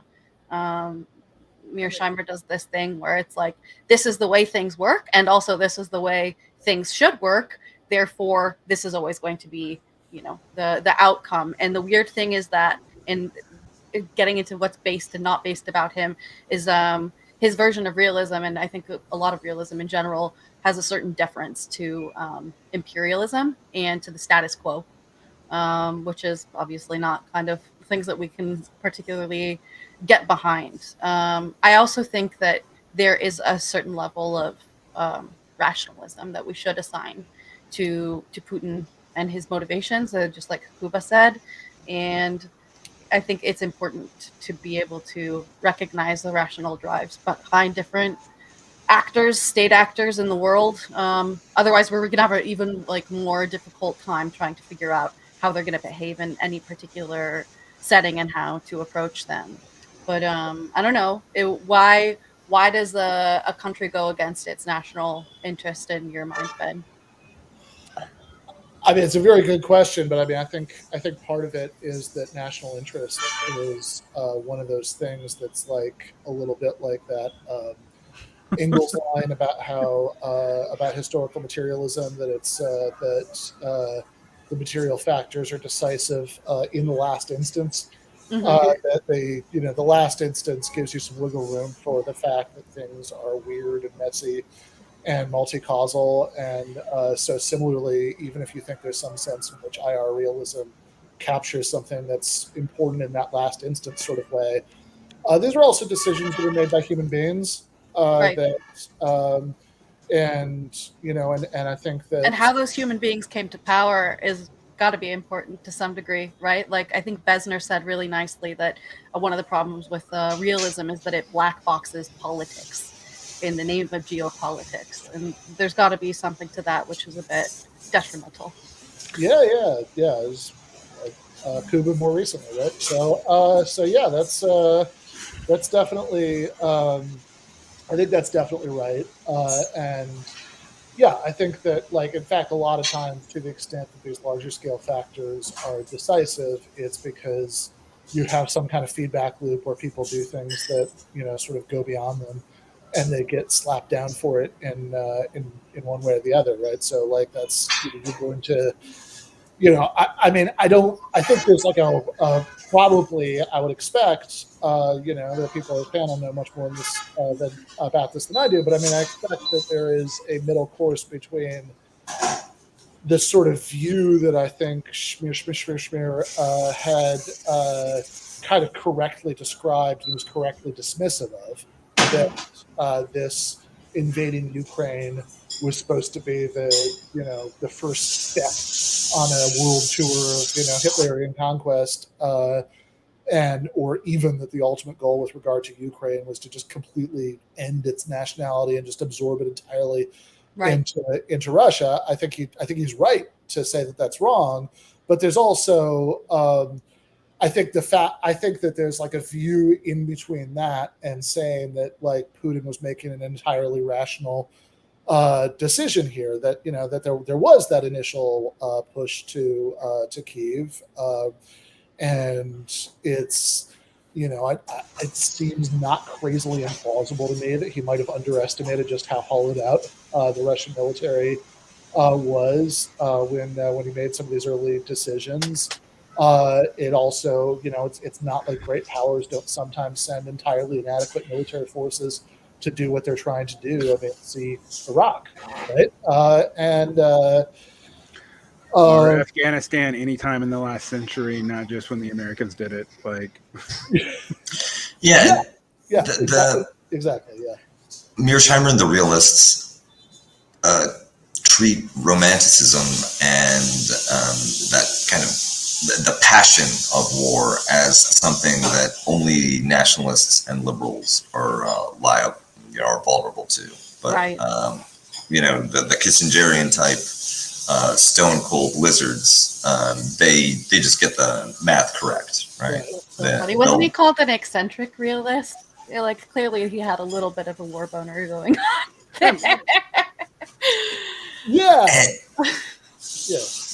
And so the same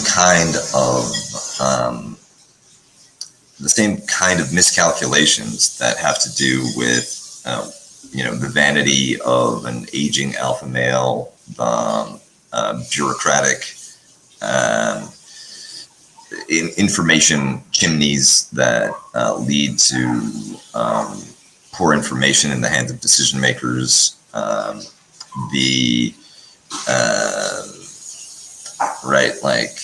willful blindness to negative realities, and right. The underestimation of non-great power peoples. These are the same kind of miscalculations that rationalists can do within Mearsheimer's framework, and therefore, why not have dumb wars for smart geopolitical reasons? And no matter how based a justification you can produce ex post facto, right? You're still stuck in a dumb war.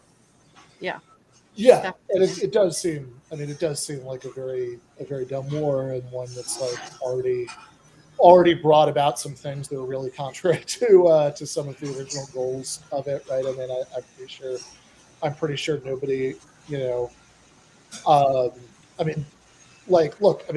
Mearsheimer's obviously correct, and importantly correct. It's really important he makes this point that this like paranoia about Ukraine being drawn into the Western sphere through NATO or the EU, or both, or what that could mean for Russia, is not some eccentricity of Vladimir Putin. This has been like a consistent view of the entire Russian elite for as long as this has been an issue.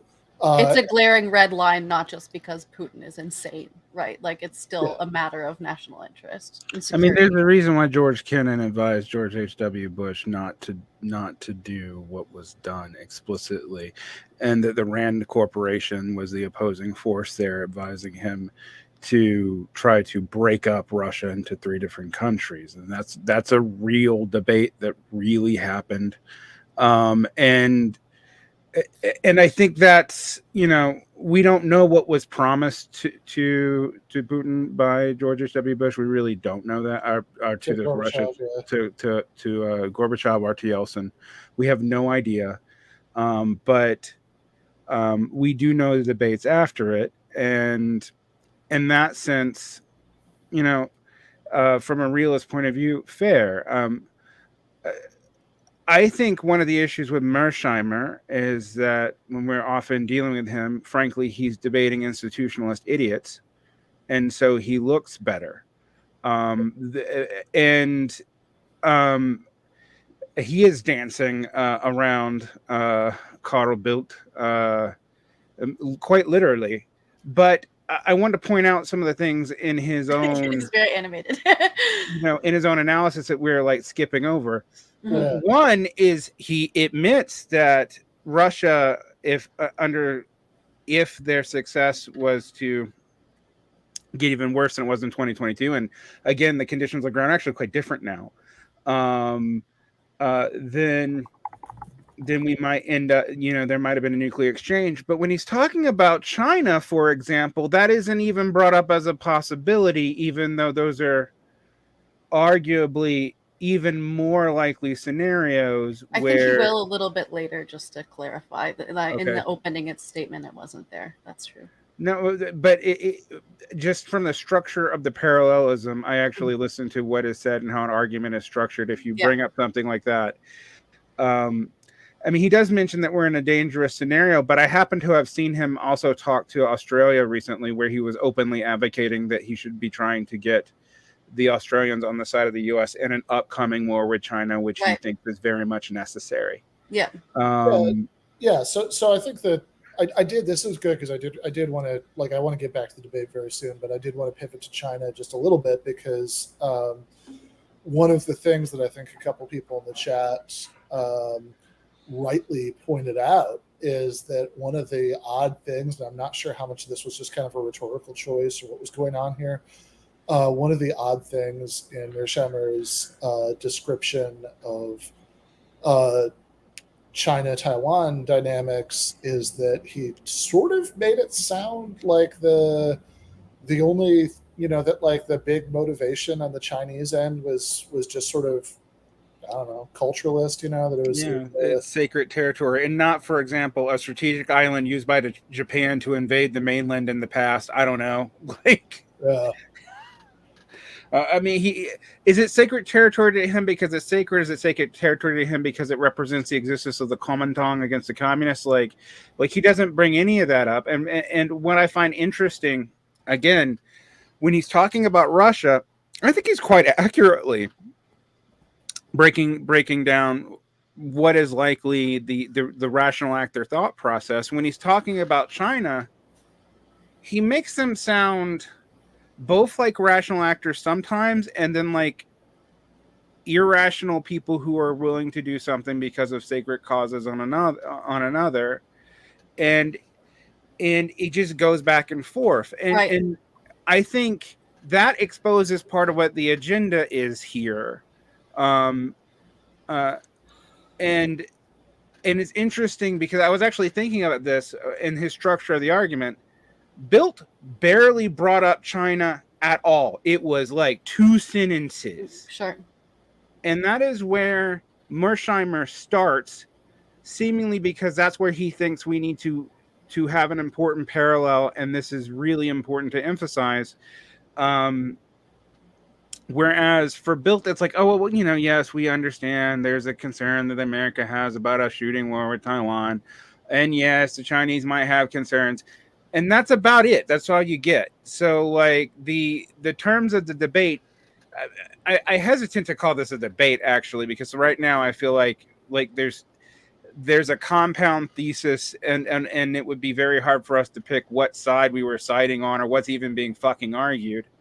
But it is, I found that interesting. And I say this because when people talk about Mearsheimer, they talk about a lot about his, very, I think, usually pretty astute compared to what else we're hearing, breakdown on Russia. But we're not hearing about his breakdown on everything else or how he fundamentally views the world, except that he throws around multipolarity a lot, which has become a buzzword that people seem to like. And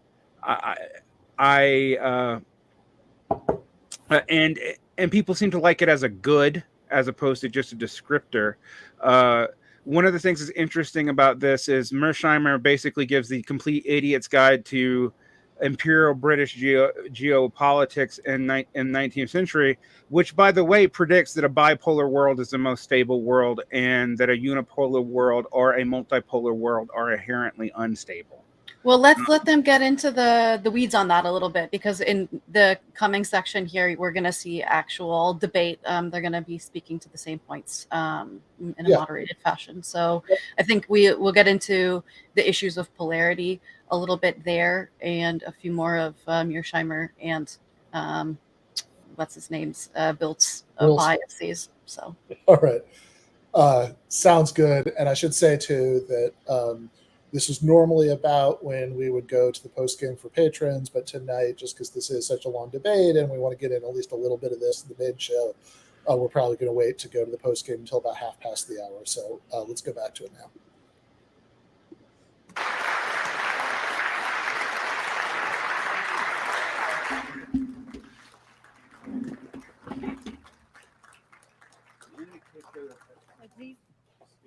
Take. Does it matter? Take the same. You're in the middle. I'm in the center. In the middle, yes. The middle. Please. Now, thank you very much to both of you for a very disturbing, I must say, presentations. Now, the subject of today's debate is how the geopolitical crisis influenced the power of deterrence and prospects for a new global security order. But let us start in Europe, and then we will zoom out afterwards. And before we venture into this uncertainty of the future and even of the present, let us go to one issue where I know that your analysis and your statements, which you have repeated here, is seen as very provocative in Europe, namely the why of the Russian invasion and the Russian aggressive stance towards Ukraine. And I would invite Carl to have some initial reactions to what John has said. And I can do that, but let me start by saying that at least there's one issue where we do agree. We live in a more dangerous time. Power relationships are shifting, different competing interests are there, it is less predictable, it is more dangerous. On that, we do agree. And there was an element of agreement also on the China analysis. We could go into that further. But on, obviously, the Ukraine-Russia, we do disagree. I mean, to me, it's abundantly clear. If you read what Mr. Putin said, as I said, he was very explicit in his speeches that setting up Ukraine was not only a mistake, it was worse than a mistake. It was unacceptable. Its old Russian land should never have been allowed by Lenin to set up the Ukrainian Soviet Socialist Republic. And then he said, didn't make much of a difference, he said, because I mean, Stalin ruled it with an iron hand anyhow, but Stalin did the mistake of not taking away the formal structures of Ukraine. And the second mistake was allowing it independence. This is, as he said repeatedly, ancient Russian land. There's no question he wants to get rid of Ukraine. I don't think he wants to create the Soviet Union. His ideal is sort of Ivan the Terrible. It is Peter the Great. It is Catherine II. That's his Russia. And he wants to recreate that. It's not only Ukraine, it is undoubtedly Belarus as well. So his intention is abundantly clear in the speeches that he gave immediately before and immediately after the invasion. Then John said that, well, he didn't have the resources to do it. That's fairly obvious by now, agree. But we should be aware of the fact that when he attacked on February 24th, he attacked with 90% of the combat potential of the Russian army, 90%. So he would clearly, and he attacked from the north in order to get Kiev, biggest city, from the west to get Kharkiv, second biggest city, from the south to get Odessa, the third biggest city. He attacked with missiles every single major center across the territory of Ukraine. It was not some sort of Sunday expedition by some Russian forces who had got lost in the woods. It was an all-out invasion. It failed due to the fact that the Russian army was less competent than he thought, and as a matter of fact, substantially less competent than most of us thought. Because even the Western intelligence agencies who said he's likely to invade thought that he was going to finish the job in a week. He believed that as well. We know a fair amount of his political preparations. He believed he could do it in 1 or 2 weeks. The Ukrainians proved otherwise. But then on the background, John, I can understand that. You're nothing wrong with Chicago, but that's where you're coming from. So your perspective tends to be the Americans are all over the place and Europeans and others not really to that extent. It wasn't really, and I've written a book about it. I sort of I was there. It wasn't really the Americans pushing. I mean, we Europeans went to Washington and say, you have to care about Europe as well, not only be obsessed by China. If there were anyone's pushing, Poles pushed in order to become members of NATO. The Ukrainians were knocking on our door all the time. We want a closer relationship with the European Union. We want to be part of the West. It wasn't the West going east. It was the East wanted to go west in order to get more of the security, the prosperity that they rightly or wrongly associate with the European Union and indeed NATO. And Americans were fairly reluctant in the beginning. If you take the entire crisis that led up to the first invasions, first the Crimea one and then the Novorossiya ones in 2014, the Americans were fairly absent from the scene. They were fairly absent from the scene because they were engaged in other things. It was the Ukrainians pushing, and rightly so, in my opinion. Then finally, just the Russians considered it an existential threat with Ukraine. Why on earth would they consider it an existential threat? I mean, that's pure fantasy land. I wouldn't disclose, I wouldn't deny that there are Mr. Patrushev and others, but we should take them out of that. If they consider their neighbors to be existential threats, they're going to be the one invasion after the other. There's no way that Ukraine is going to invade Russia. No one has ever thought in those particular terms. You said that Americans live peacefully. Yeah, Canadians are not going to invade. The Mexicans are not going to invade. You live in peace. There's no reason whatsoever why Russia and Ukraine should not be able to live in peace if just Russia gives up its imperial ambition. What is your answer to this, John? How would you respond? Where are the smaller European states that sought protection from NATO and the EU once they had the opportunity when Russia was weak in the early 2000s, late 1990s? Where are they in your analysis? Wasn't this also small? I'll answer your question, but I also want to deal with some of the points that Carl made. There's no question that states in Eastern Europe that were outside NATO wanted in. I don't blame Ukraine for wanting in. My point is we don't have to accept them. There's no rule that says just because somebody wants to be in NATO that we have an open door policy and we take them in. And you didn't with Ukraine. I actually don't believe that at all. We have actually doubled down. They are not members of Ukraine, and no one has. You have to let me answer the question. Yes. Sorry. You raised a lot of excellent points, and I want to deal with them. But I think that if it's clear that the Russians view Ukraine in NATO as an existential threat, you should not admit Ukraine to NATO or push to admit Ukraine to NATO, because the end result is what you have today. We, in effect, pursued a policy that is leading to the destruction of Ukraine. If we had not attempted to make Ukraine a Western bulwark on Russia's border, with NATO expansion, EU expansion, and the color revolution, but especially NATO expansion, there'd be, in all likelihood, no war in Ukraine today. Crimea would still be part of Ukraine, and certainly those 4 oblasts that the Russians annexed would be part of Ukraine. But I just want to go back to a couple points that Carl raised.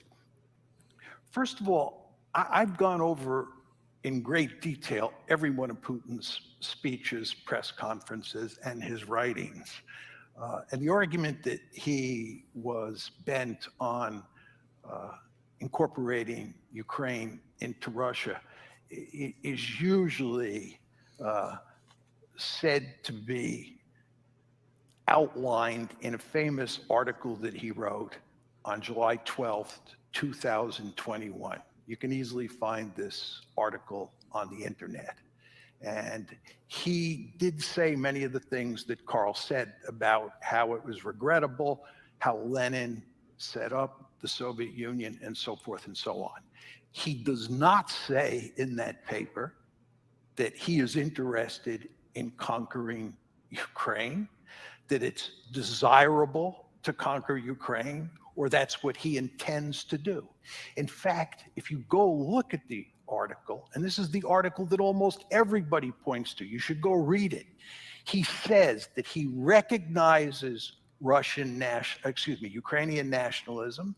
He says that he recognizes Ukrainian independence, and he says that the future of Ukraine is up to the Ukrainian people. That's what he says in the article that everybody points to is the key piece of evidence that he was out to conquer Ukraine. As I said to you before, I can find no evidence that he thought he could conquer Ukraine. Just a word or two about capabilities. He had 190,000 troops. It was almost all of his army, as Carl pointed out. You're not going to conquer a piece of real estate as large as Ukraine with an army that small. And he might have dropped bombs on Western Ukraine, but you can't conquer and occupy a country with bombs. You need ground forces to do that. He didn't have the ground forces. He never even attempted to conquer one half of the country. At most, he attempted to conquer 1/3 of the country. He just didn't have the capability. This was not the Wehrmacht. Even with regard to Kyiv, he could not have conquered Kyiv with the forces that he had. It was just too small an army. He wanted to threaten Kyiv, but he couldn't conquer it.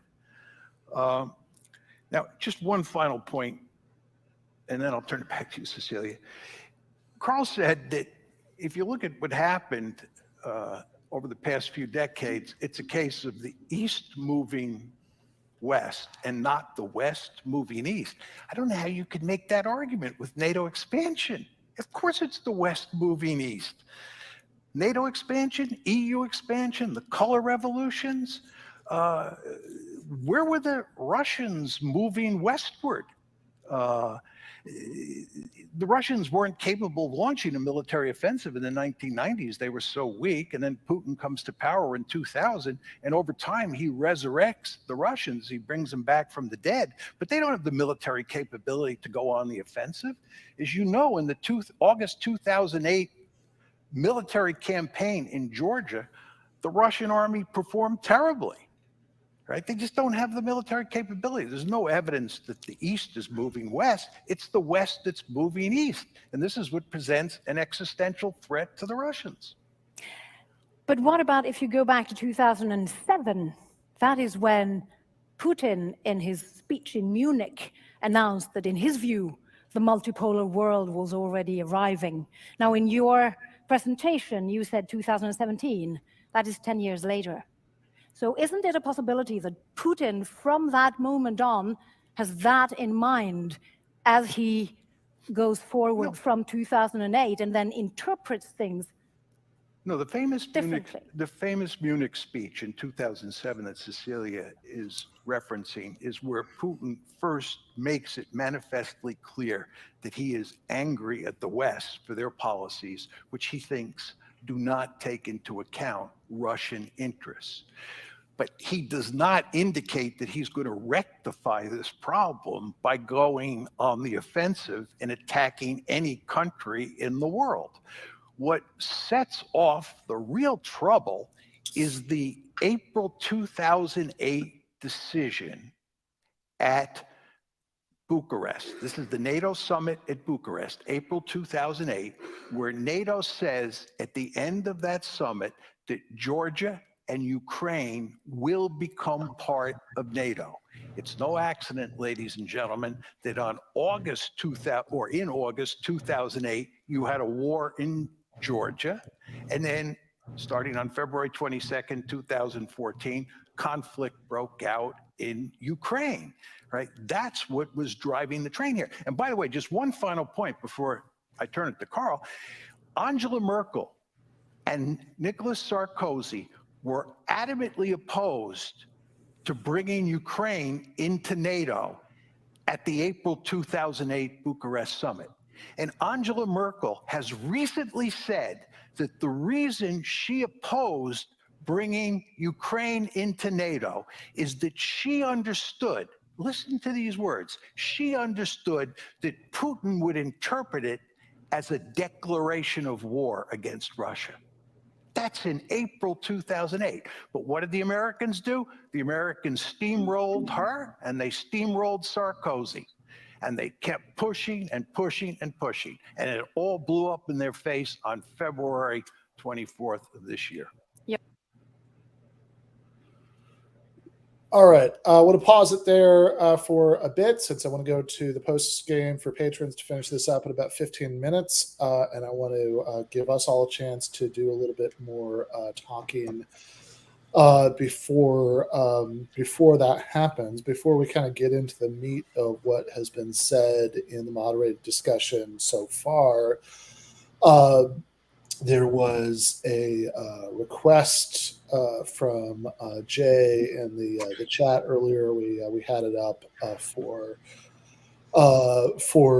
just a little bit more about whatever these terms about unipolarity, multipolarity, bipolarity that kept being thrown around. What all that actually means, and kind of what you could read to sort of have a better grasp on what's being discussed here. And so I did just want to throw that to you guys before we kind of got into Mearsheimer.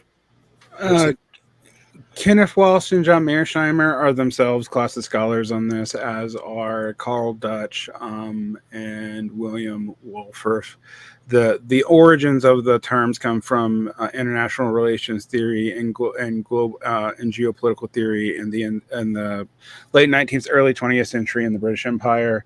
It was really picked up in the 1950s and 60s for analyzing the situation between the USSR and the United States, and then later on the USSR, the United States, and China as a separate sphere. There's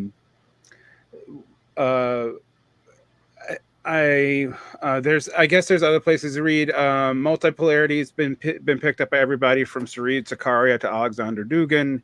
Ben Norton is a contemporary who uses him a lot, as is Michael Hudson.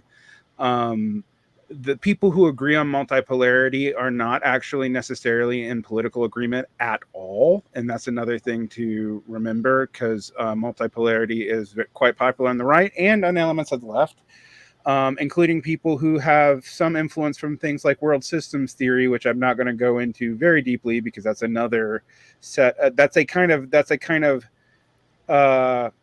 political economic form of doing this kind of a analysis on the relationship between states and internal to states. So it's a little bit different than international relations theory. One of the things that I think this is, I'm going to let Kuba and Jordan, because they're actually also both schooled in this, obviously, talk in a second on sources. But one of the things I want to do to pivot as a very quick point, because I think I'm going to be quiet till we get into the post game after this, is that I find Mearsheimer quite interesting in being and acting like he's surprised that small Eastern European nations would appeal to an alternate polar power, because his own work actually indicates that is almost inevitable. Yeah. Of course, from his work, of course, Lithuania and Ukraine are going to appeal to the U.S., and then Bolivia and even Colombia are going to appeal to China or Russia. That is perfectly predictable, because you want the hegemon you're economically attached to be far away, so it's not likely to militarily dominate you too. That's actually like a logical conclusion. Realism 101. Yeah, it's like basic shit. So I was surprised when he was pretending to be all, because as my personal opinion here, that's the one point Bildt's made that I think is good. He has the classic great power apparatchik mentality of, hey, Moscow, hey, Beijing, keep your bitches in order, right? Like that the only centers that matter are the great powers, and one of the most fundamental responsibilities of being a great power is to throttle any ability, any autonomous political movement within your periphery or within your alliance system that might threaten systemic balance. And I think that for all his talk about, a liberal democracy this, liberal democracy that, he doesn't really like the fact that liberal democracy in the subordinate nations may lead to destabilizing moves on the part of their elites from an overall geopolitical perspective. Yeah, I mean, one thing I did just want to jump in and say is, I mean, obviously this is the point I'd make, a constant preoccupation of stuff that I have done and written since 2018 has been that I want people to be better at making distinctions between which questions are descriptive and which ones are normative, right? Which are questions about how the world actually does work, and which are questions about what we want to happen. And I find on a lot of this multipolarity stuff, there's a lot of confusion about that in both directions. So I think that some of the, like, when Mearsheimer talks about multipolarity, I don't actually mind that much. I think he's sort of just giving he's just kind of giving an account of what's happened. And I think that his normative takeaway is like mostly reasonable, that like, as the United States is interacting with the world, it's a mistake to, it's potentially really disastrous to act as if it was still the only great power when there are these other ones, and you have to take that into account. Fair enough. A lot of the left enthusiasm, or left adjacent maybe enthusiasm, and that's not me being obnoxious or trying to excommunicate people. I'm trying to get people's own self-description right. Like, I think some of the like gray zone and ex-gray zone people wouldn't even necessarily claim to be like socialists or anything like that, right? They would, so hence left adjacent. But like, I think a lot of those people, when they, start talking about multipolarity, you get the sense that they think this is a really normatively good thing in ways that oftentimes really confuse me. Because just crassly, imperialism is bad, but the difference between having a single imperial power kind of running the show and having a few different ones jockeying for influence doesn't strike me as obviously better. I mean, it could have local consequences that are better in certain places, but could also have local consequences that are a lot worse. I mean, it seems like not unlike the distinction between having a single cartel running the drug trade in a certain area and being crazy and ruthless and, chopping up anybody who asks too many questions and leaving them on the side of the road. Bad. But a few different cartels fighting for the same territory and blowing up gas stations, not necessarily better, right? That's that seems like maybe something that, like, on a normative level, it's hard to get enthusiastic about in either direction.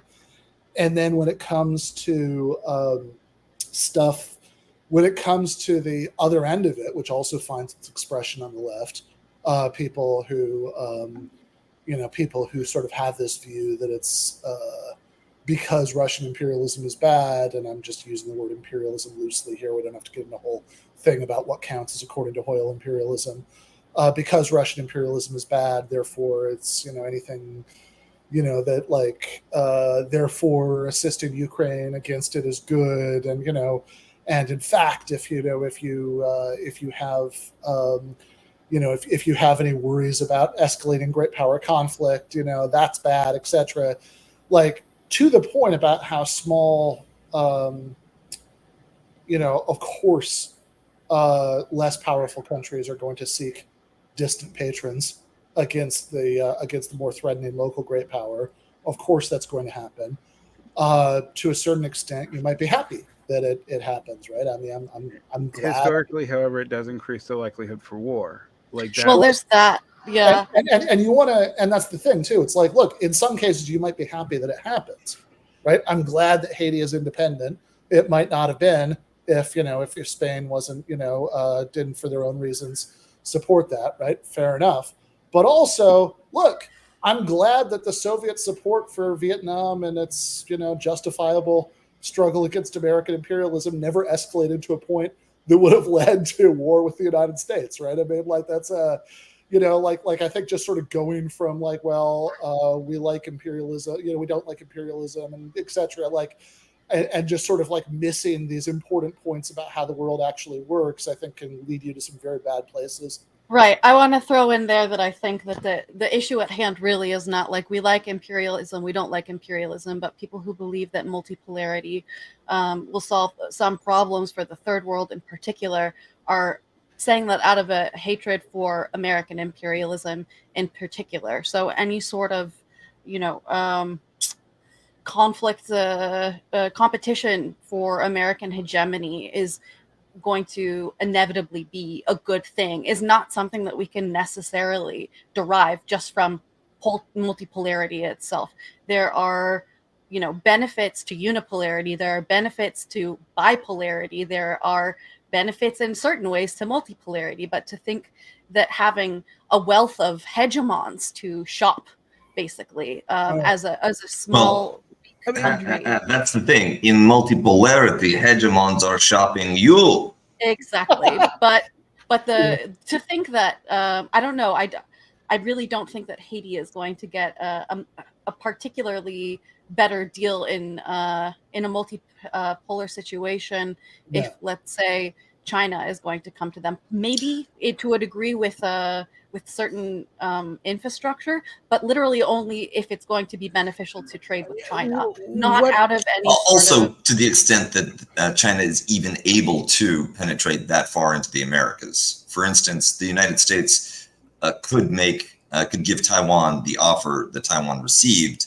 after 1949 because it controlled the Pacific all the way up to the Chinese littoral.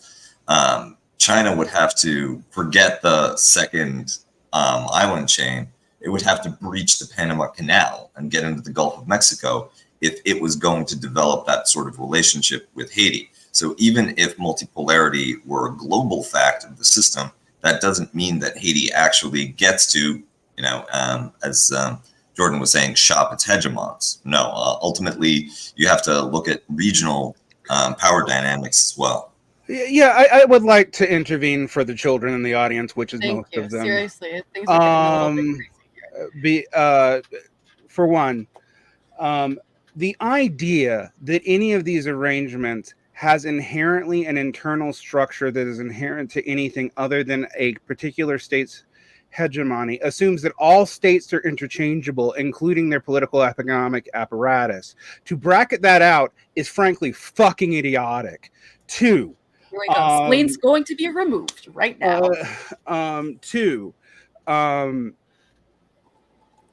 There is a distinct way in which when people say multipolarity in these scenarios is likely to increase the chance of war, there are alternate versions of multipolarity. Well, that won't happen. But assuming that just because of the fact that there are multiple hegemons, that things will work out better for people, ignores the entire history of the 18th and 19th century. And you have to actually look before your most recent preoccupations to understand that. The Monroe Doctrine itself is a product of multipolarity. And if you don't understand that, you don't understand the foundations of U.S. imperialism happen under a multipolar guise, which, by the way, is why Lenin took such particular stances in 1913, 1914, and 1915, including calling for the excommunication of people who backed national liberation movements in Serbia against the British Empire, because it was in the interest of inter-imperial competition in what we would now call a multipolar world. Yes. And if you do not know that history, you should shut up. Well, or just ask questions and read books. Yes. Yeah. Calling people neocons or not leftists for speaking literally about the point that Ben was making earlier is that we have to be able to understand the descriptive and the prescriptive, positive, just definitions of things and what that actually means in terms of outcomes. And there are a ton of variables here, none of which necessitate any particular outcome. Yeah. I mean, look, I think there's a section of particularly the online left that would have thought that Eugene Debs was controlled opposition because he criticized the Kaiser in his anti-war speeches, where the truly which made him half a neocon, and like the truly based thing to do would be to just uncritically support whoever happens to come into conflict with the American empire. But yeah, I mean, I think you can. Yes, my friends in chat, you don't necessarily need to shut up, but you should read, and you should maybe pause to ask yourself, is given everything else I know about the person who's speaking, do I think that that's probably what they mean? Is it likely that this just became a pro CIA podcast in the last 2 hours, or could something else have been going on here? In any case, on that note, we are going to go to the post game for patrons to finish this up. Might take just a minute in case anybody needs to go to the bathroom or smoke a cigarette. But after that, we'll be right back on. Looking forward to the rest of it. A lot more to say about the China piece in particular. Yeah, I don't know. Left is best.